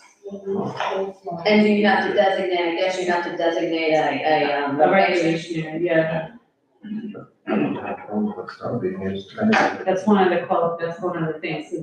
Everything that's, outlined in the letter that's black and highlighted in black, is what needs to be in that letter. Cause we sat down and we did it together and we were like, okay, this needs to be, in, so we put it in there. The thing with Lake Stella is what's nice about it is people actually walk there, people don't walk over a park. We had a gentleman that was walking when we were actually down there measuring it, and he goes, oh, what are you doing? I'm like, oh, we're thinking about putting a butterfly garden in. Oh, that would be so cool. He actually held the tape for us while we walked around him. And it was, yeah, it was so exciting. When is the tree, when is the tree garden meeting again? They meet at the end of this month, I don't have my calendar. That would be next week, I think, then. Not next week, the week Fourth after, Thursday. it's the fourth Thursday at 2:00. Right, next week's the third. Okay. Okay, so commissioners, I move that we approve, the Request to apply for the grant. request to apply for the grant. Sorry, my full message were on. That's it. we have a motion and a second to, approve applying for the grant. Do we want to make it contingent on the tree and garden, approval? Do you want to add that to your? Contingent on the tree and garden approval, board approval. Yes, sir. Okay, still second. Okay, commissioners, we have this in front of us. I'll open it up for public comment. Yes, sir.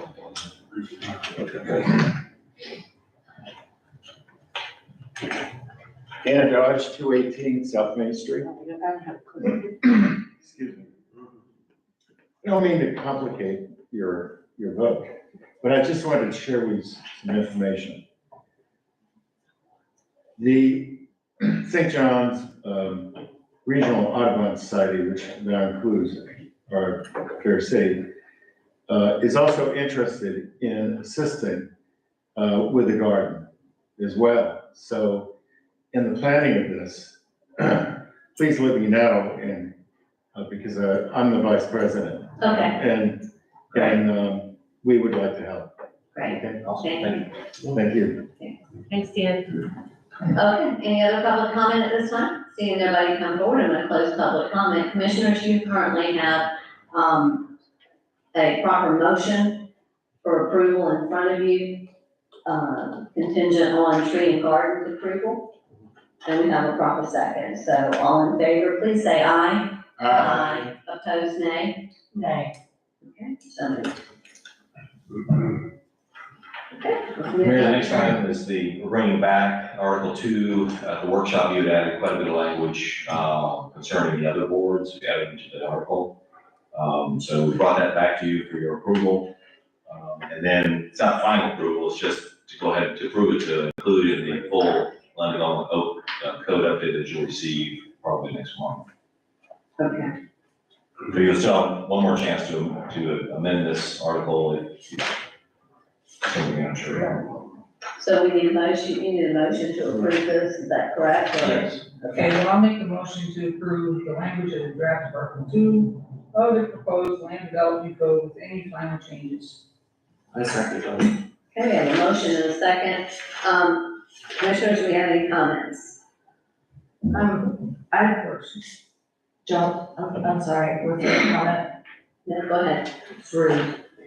Okay, I don't think that the language for the planning and zoning board captured all of our discussion. And again, the differences, between what they're putting in front of us and the current ordinance is not anywhere identified. They don't even make a list.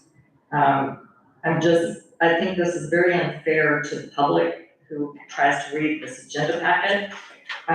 This is just a bunch of words written on paper, they don't say what it does. So what would you like to see written?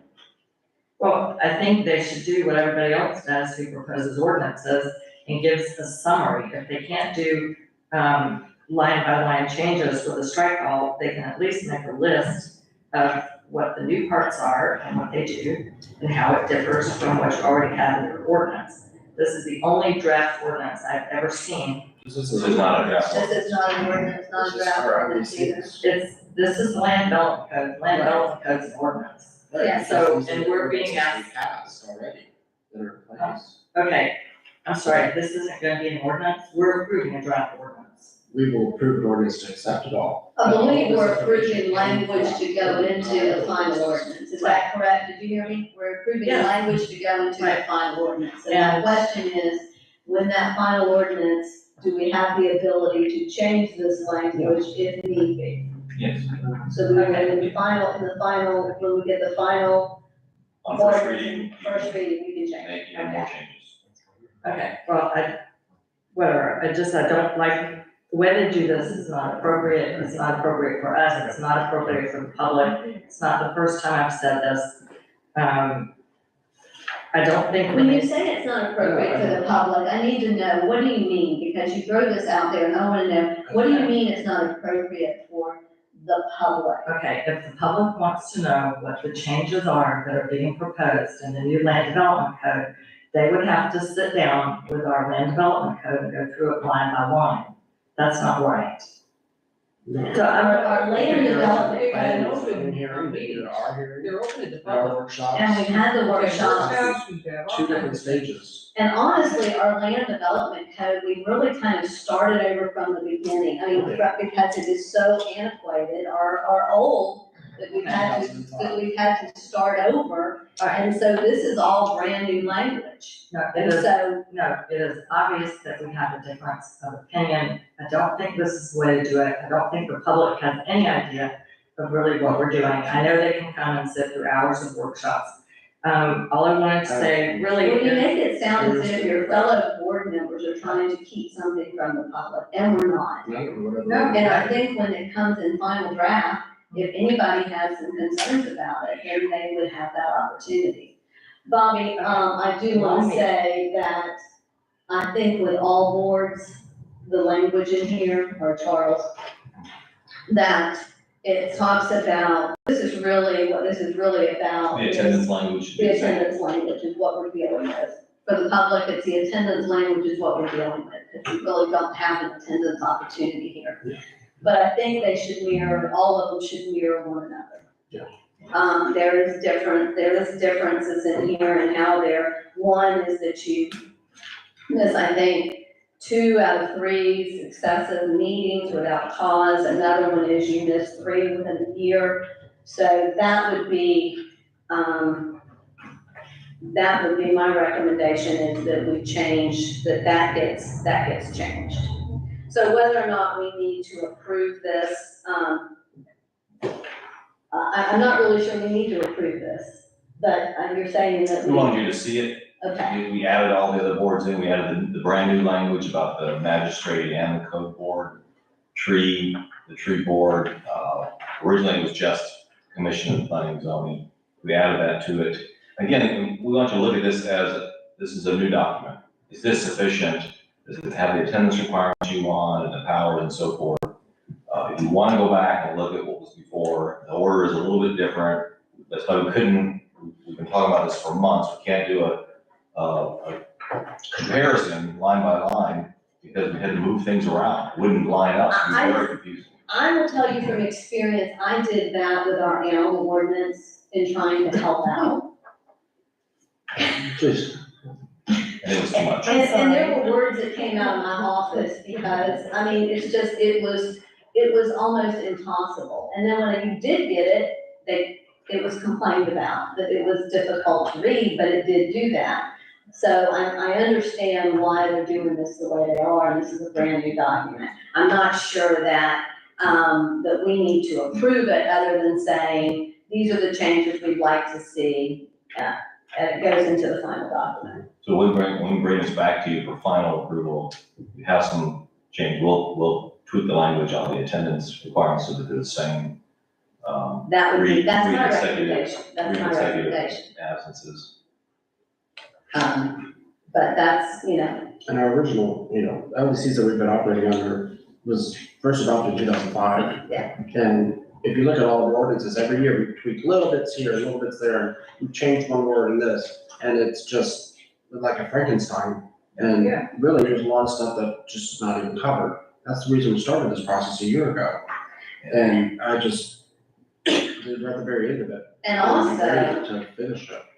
Zeb Cohen is going to be the ones, they're the ones that are helping write this, they're the ones that are gonna have to enforce it. Yeah. So, that's what they do. There's a lot of hours of work that's gone into this, by me, as well as Lupita and everyone else. I mean, it's. So commissioners, I know we have a motion on the table that would have to be removed if we decide that we're not going to do an actual formal approval. Yeah. So what do we need to do? You just rescind that table?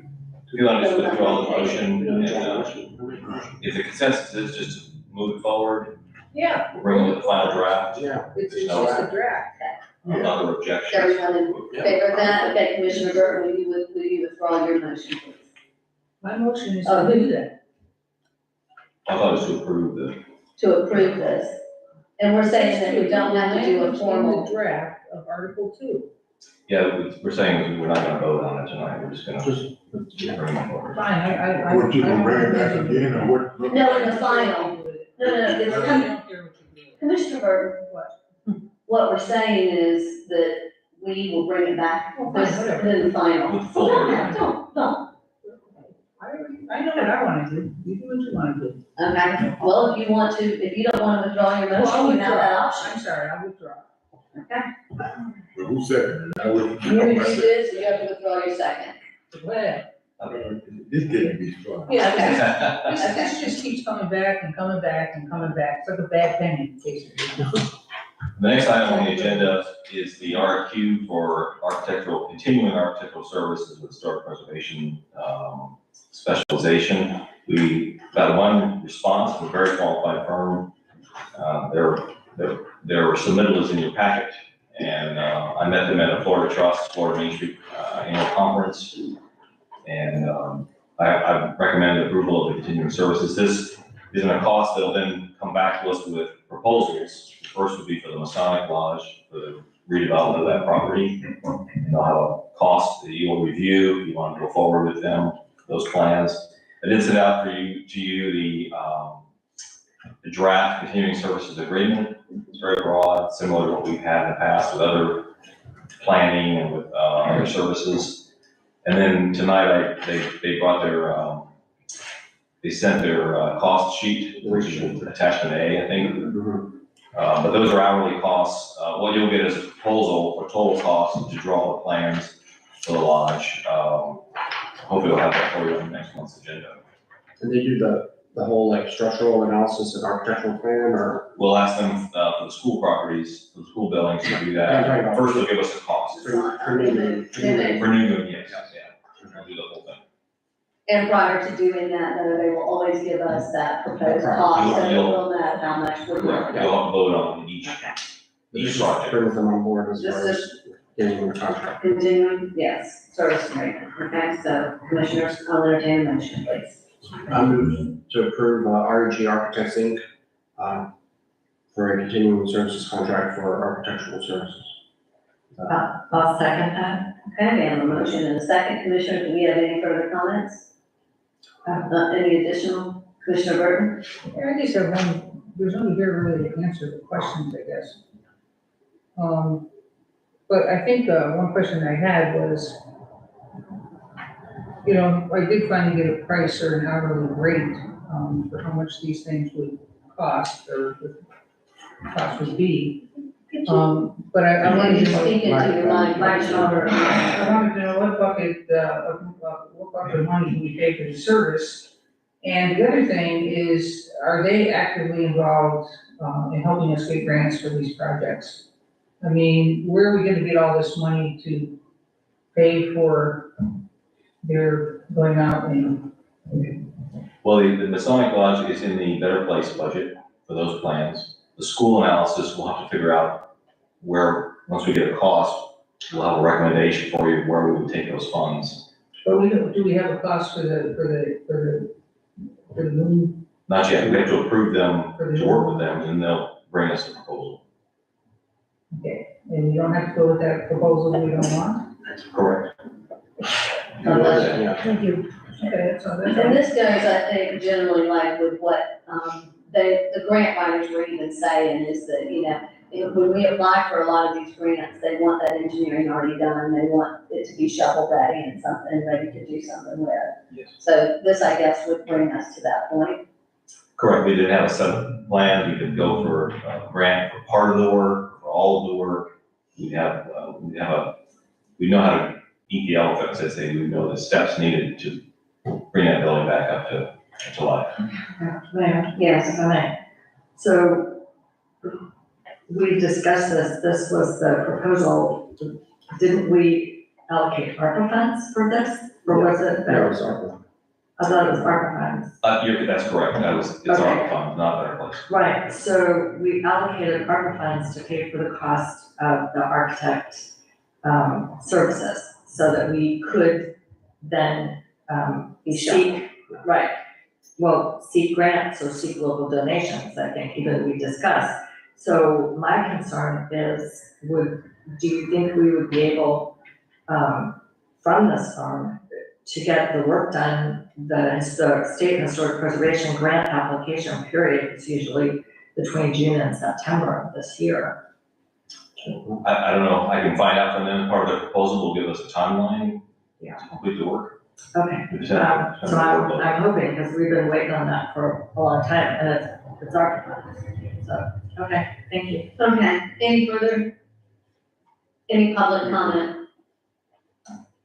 With that, commissioners, we have a proper motion and a second. Here, I'll ask you to do a roll call, please. Commissioner DeVito? Aye. Commissioner Ward? Aye. Commissioner Banks? Aye. Commissioner Burton? Aye. Mayor Meyer? Aye. Okay, so moved. Mayor, the next item is to begin the appointment for the committee, I'm calling the school acquisition committee. We only received 2 applications so far, and one of those, I believe we have a conflict, and Bobby can speak to that, with a member of our planning and zoning commission. I just, Mr. Dodge, I spoke to him earlier about this.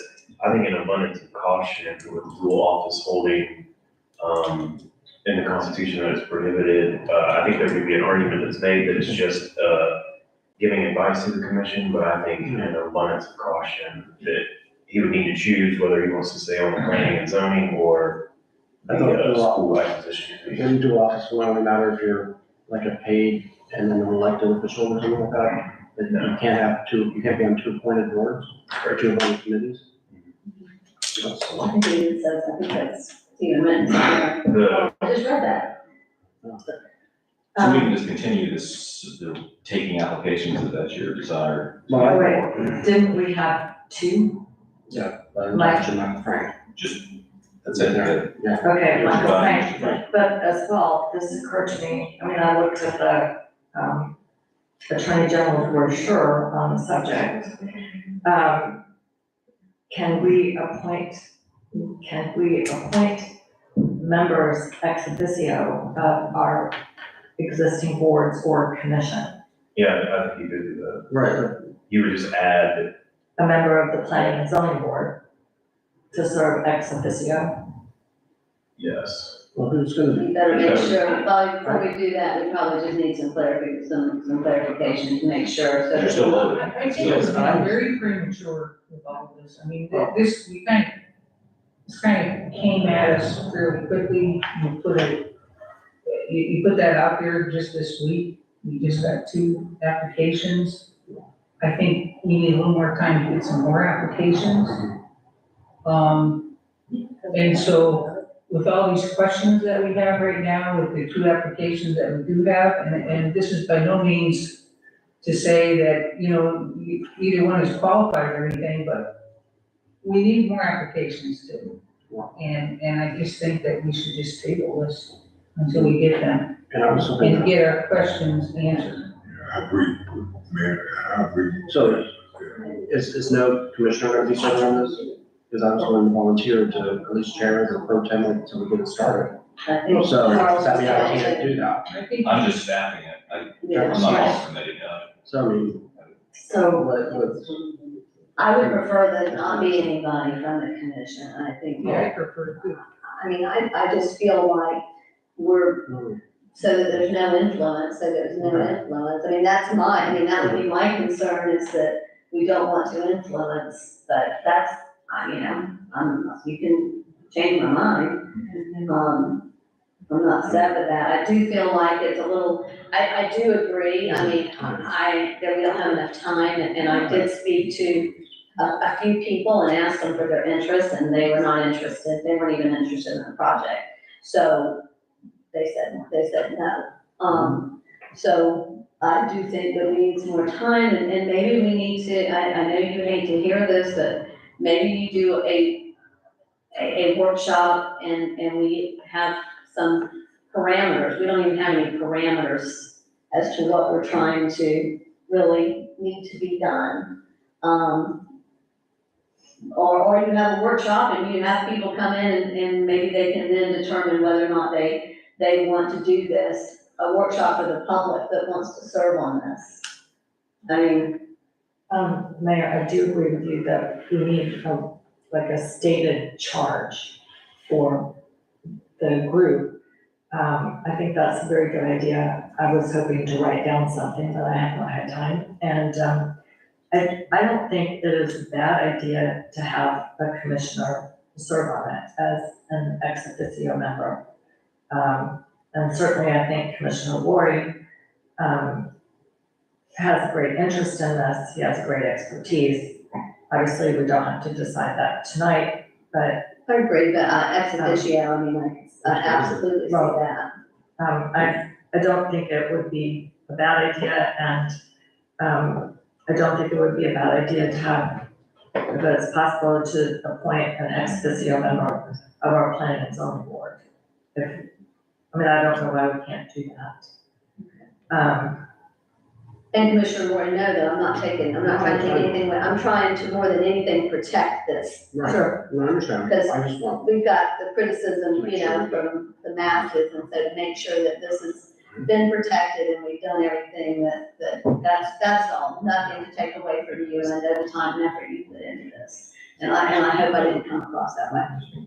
But Bobby, I think, would you just make sure that you look into that as far as what we can and cannot do as far as ex officio appointments? Yes.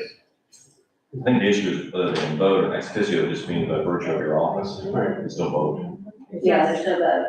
Now, you can vote. Oh, you can vote, okay. Yes, you can vote. Yeah, okay. I don't even know if it's illegal. So you want a motion to table I that? do. If that's what the commission wants to do, if we want to table it at this time, Well, he needs to. so we're gonna need a motion. I move that we, table this for discussion at the next meeting, our next regular scheduled meeting. Okay. Do we have a second? I'll second it. We have a motion and a second.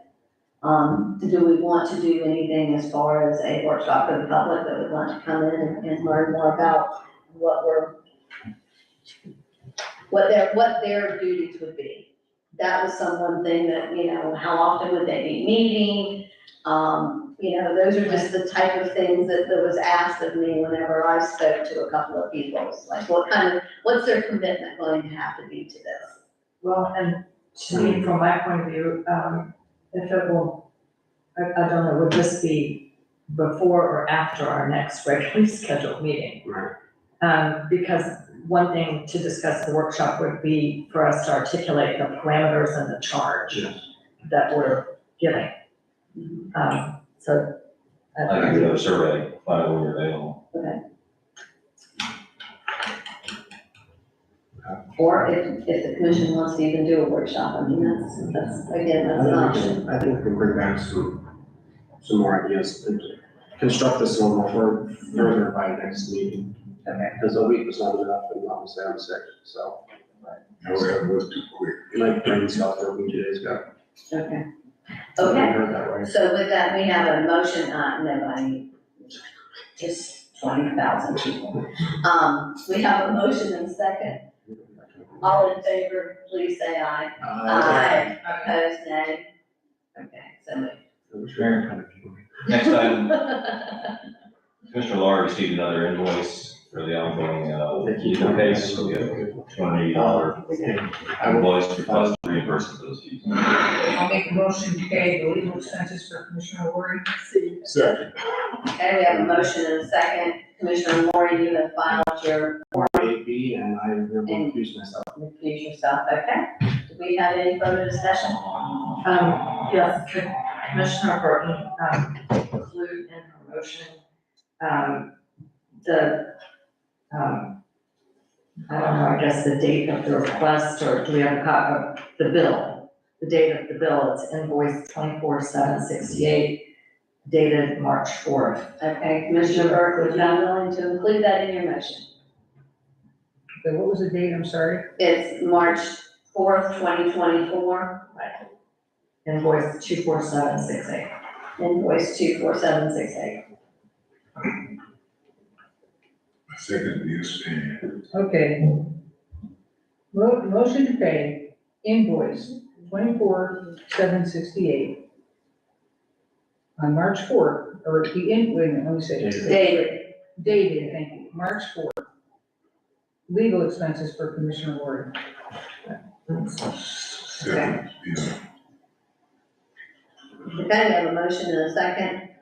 Karen, I'm gonna ask you to do a roll call on this and just make sure that we have 2024 in there. And could I just say one thing? Yes. I inquired and, have an email from, Mr. Pickens that said he's reviewed the invoice and he does find it reasonable.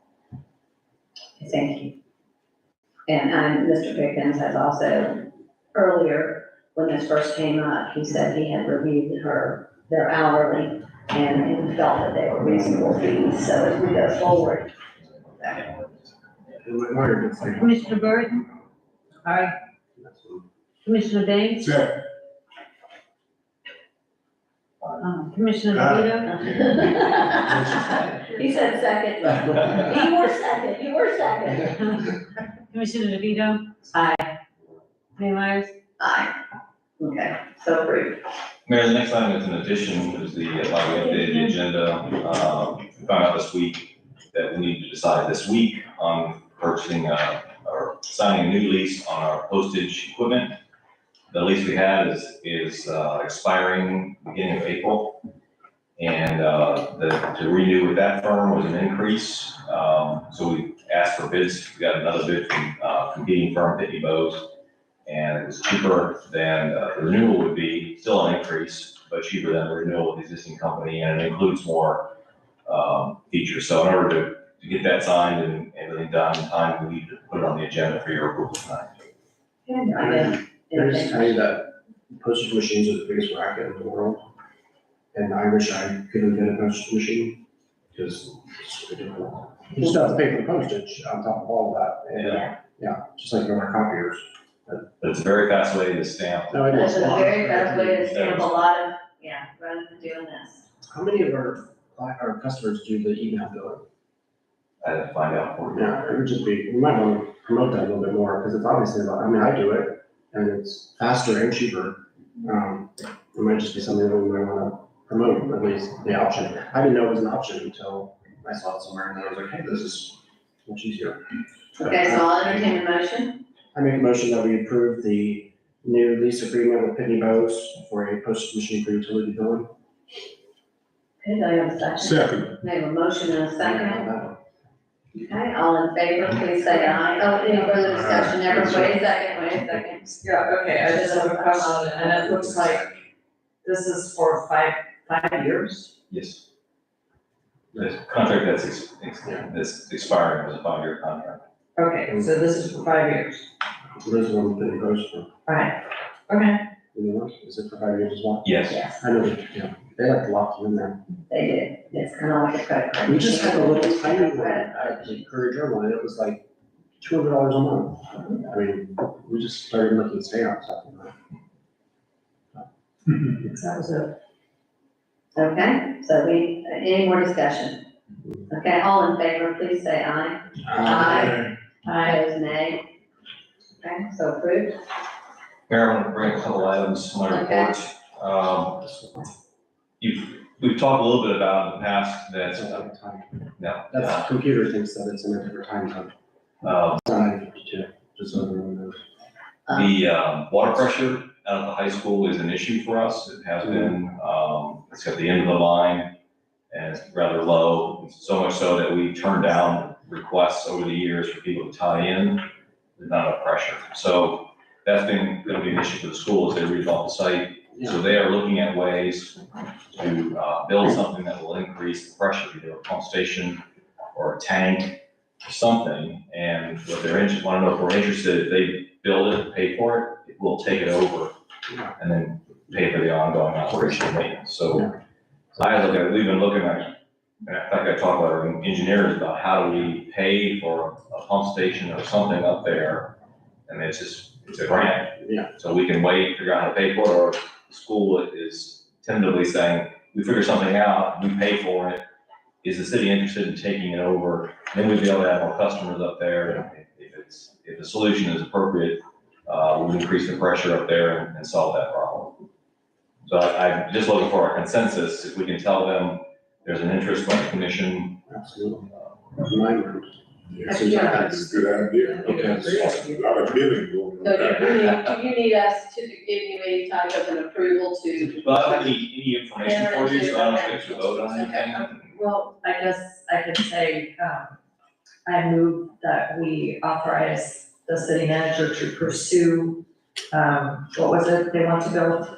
Either a pump station or a facility to increase the water pressure. Right, to pursue options with the school district, to improve the, water delivery system out there. I mean, it's fine by me. Okay, do we have a second? Do we have a second? Yeah, I think, cause they're gonna help for these new schools, they Right, that's what also, right? Yes. And the new high school. and the high school. Yeah, well, the new school's upstream of the, project, but it'll help. Yeah. Right, that's what we need.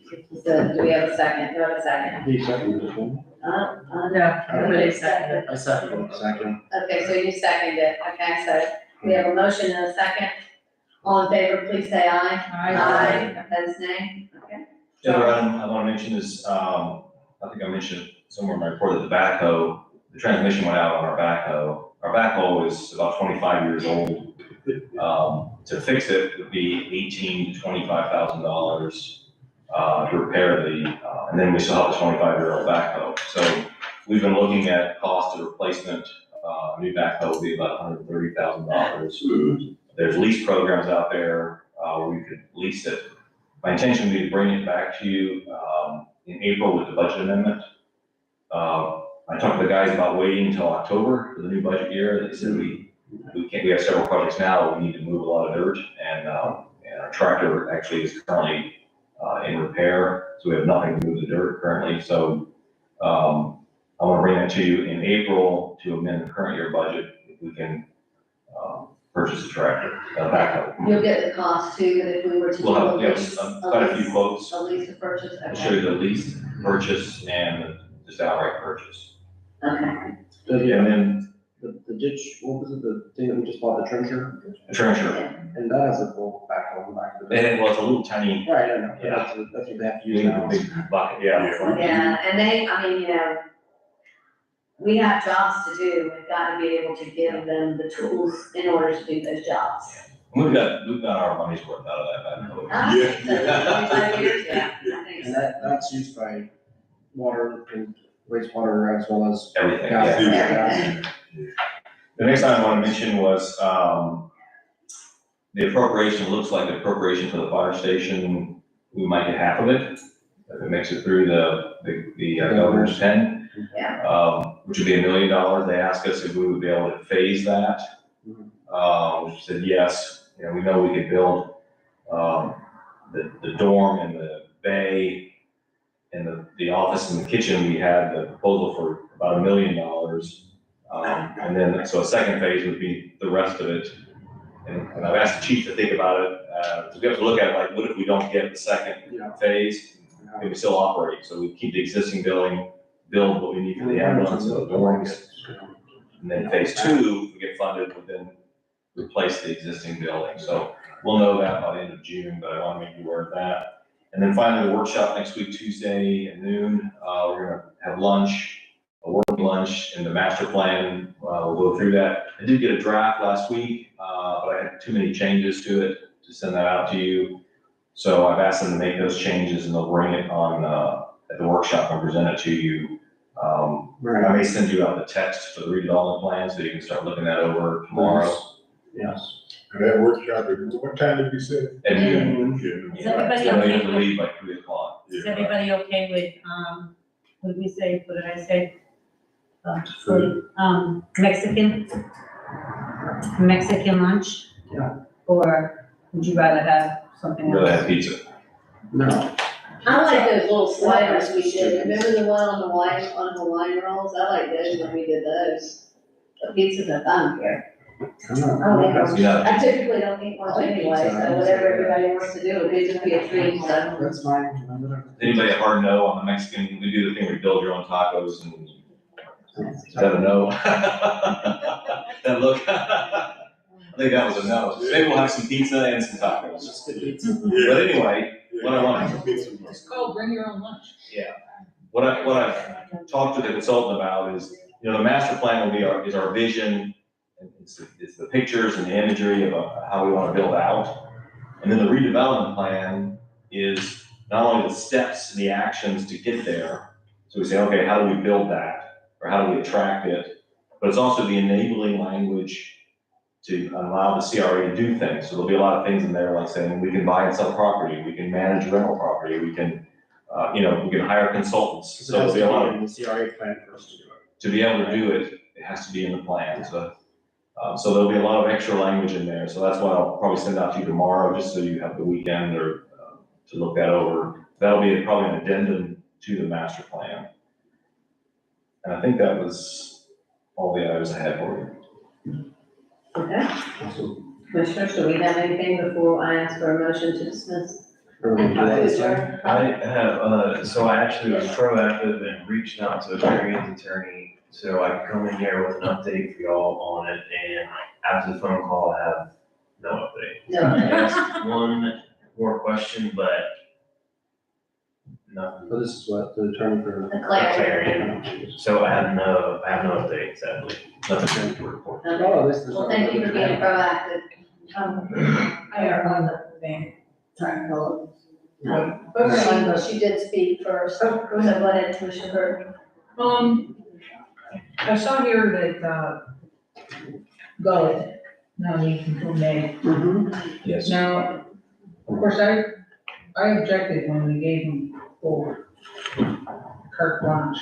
The last time they came in, said they needed time. And of course, they're doing exactly what I thought they would do, was just kind of keep kicking that can down the road. When are we gonna just say, okay, you have until the end of May? That's up to you. We have that availability to cancel that lease, don't we? 30 days notice. 30 days, yeah. Notice. I mean, they are paying us money. Well, And we do want them to stay in the city as, they're moving across the street. We don't want to, kick them out. It's just to taken things. over 2 years Right, now. I understand, but. And they're working on it, cause I see Are they? contractors up there. Well, they're waiting on us to do the concrete curb too, right? Like we. Well, yeah, Well, yeah. Well, they're not waiting on us. But I mean, They're not waiting. Still, we have obligations to them as well. They're not being fulfilled, so we were supposed to be doing that 2 years ago. Right, we did it. And we haven't, so, But I'm just saying, yeah, I mean, but we didn't put a date on it for the end of this year or anything, we just right, had it's a just a carte 30, yeah, it's, remember It's not. just, Well, I think once we get to May, if stay they're as long not as you want. looking like they're leaving, it's, Well, if they pay the rent, yeah. Let's see what happens. We can wait, we can wait and see when May comes. I mean, the sheriff's department is not dying to get out of the school, right? Well, I think they're pretty eager. They want to, but yeah, I think they're, yeah. They're gonna heat comes from the hot They're ones. out there, issues over there. Yeah, they have, there's It issues. usually works. There's issues, so. Yeah, 'cause it's gonna be I hot just, now. I just wanna bring that up, I just think they're gonna continue No, kicking the can down the road, and that's really not acceptable. Right.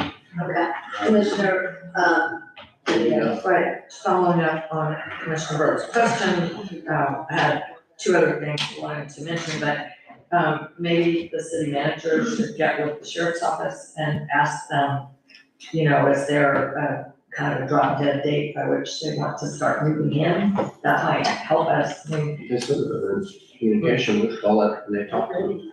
well, maybe get a status Captain of Osborne said it that. and let us know how we should proceed, because I agree with Commissioner Lori, they're paying us, but then we have the desirability of wanting to put the sheriff in the more visible spot, right? and I wanna see that yellow building, which is gone, which Yes, used to be a that- very attractive building, is no Yes. longer attractive anymore. Jake, It's becoming an eyesore. Yeah. So I would like to see that taken care of. So I have two questions. Yes. One is back on the legal thing, when we made motion to approve Commissioner Lori's legal fees, I thought I heard him start to say the status of that particular lawsuit that he heard from his attorney. Yeah, when it was transferred to Leon County, the court issued whatever it's called, a notice for argument or whatever, I don't know what the hell it's called. Order to show cause. Order to show cause, thank you, that's it. My governor, whatever his name is, DeSantis. Yeah. His lawyers. Over 20,000 people. They can listen to me, I'm cold, really badly. Governor DeSantis's lawyers issued their response to that. My attorney issued our response, which was we agree with everything Governor DeSantis's lawyer said. And then the lawyers for, Bailey did their reply. And that was on the 17th of last month. So we are waiting for the attorney or the judge to make a decision. My lawyer said we should be within hopefully 30 days, which would be, Okay, so you're saying. as of right this second, there's no answer. Okay, And we're waiting on the judge to make a Does determination. the judge have a timeline? No, there's an unwritten rule, 60 days, but. Yeah. Okay. So 160 days. Thank you for that. And then I had a question for the city manager, and that was, he sent us out financials. But it's my understanding at this point, we do not know what the carryover amount was from last year. Is that right? Correct. Julianne wants to finish her work and then she'll have a number for us for next month. Okay, and also I noticed on the balances, it showed that our reserves were like $12,500 less than $1 million. That's an error. That's a mistake. Okay, I mean, it's $12,500, just didn't know what's going on. Okay, that was the highlight. On those financial reports, it has all the income, but there's no expense lines. It just has the total for the expenses that are Well, it's just a summary. Right, it I just can has. send you that other. Yeah, because there's. Larger report, yeah. I like to see it all, I'm sorry, I just looked through, because there were several things that, in the last time that financials were way over budget, for where we should have been in a year. So that's a concern to me.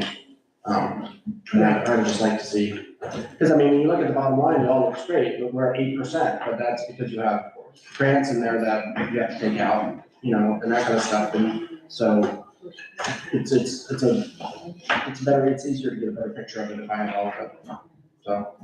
But you can do that, okay. You're continuing to interview people for that position? Okay. Yes, Commissioner Medina. So just one more item, Commissioner Boyd said grants. I only saw in terms of income, one grant. The Did I? gas department has a $7.3 million grant. No, I'm talking about for the general fund. No, I'm not talking about the general, fund. I'm talking about all of them. Okay, but I guess that reminds me of a question I had when I looked at the financial printout. I only saw in the regular city budget, one grant for about $40,000. I thought we had more going than that. I don't know, is that a discrepancy? Right now, the general fund We have no grant. has no grants. The appropriations we got are gonna go in water. The water fund, yeah. Right. Already grant on water, Anyway. CDBG on water. I can ask. And our budget was Yeah, there was a, ARPA is separate. Yeah, our business separate. there was also, it looked like the, we separated out the gas, or not the garbage out of the water fund, but all the income was coming into the water fund. Yeah, I think the other one set it up correctly, so we're still. I just wanted to make that comment, so that needs to be fixed. I move we adjourn. Well, one thing I will say, for the North Florida, for anybody, I think today was the day, but I'm sure Betsy, if you contacted her tomorrow, they will have someone there from the Ethics Commission. It's gonna be in Green Code next Thursday, The Historical Society. that evening, and, That's the historical Yeah. society, so I obviously can't be there. She's gonna get the invitation. yeah, Can't skip that, so, but, anyway, with that, so do I have a motion? I You did, did. I moved it. Second. So, and we have a second, all in favor, please say aye. Aye. I call this meeting adjourned. Nothing like saying, we can go to 10, let's go to 10. Bye, Bobby. Bye, Bobby. Fun. All right, y'all,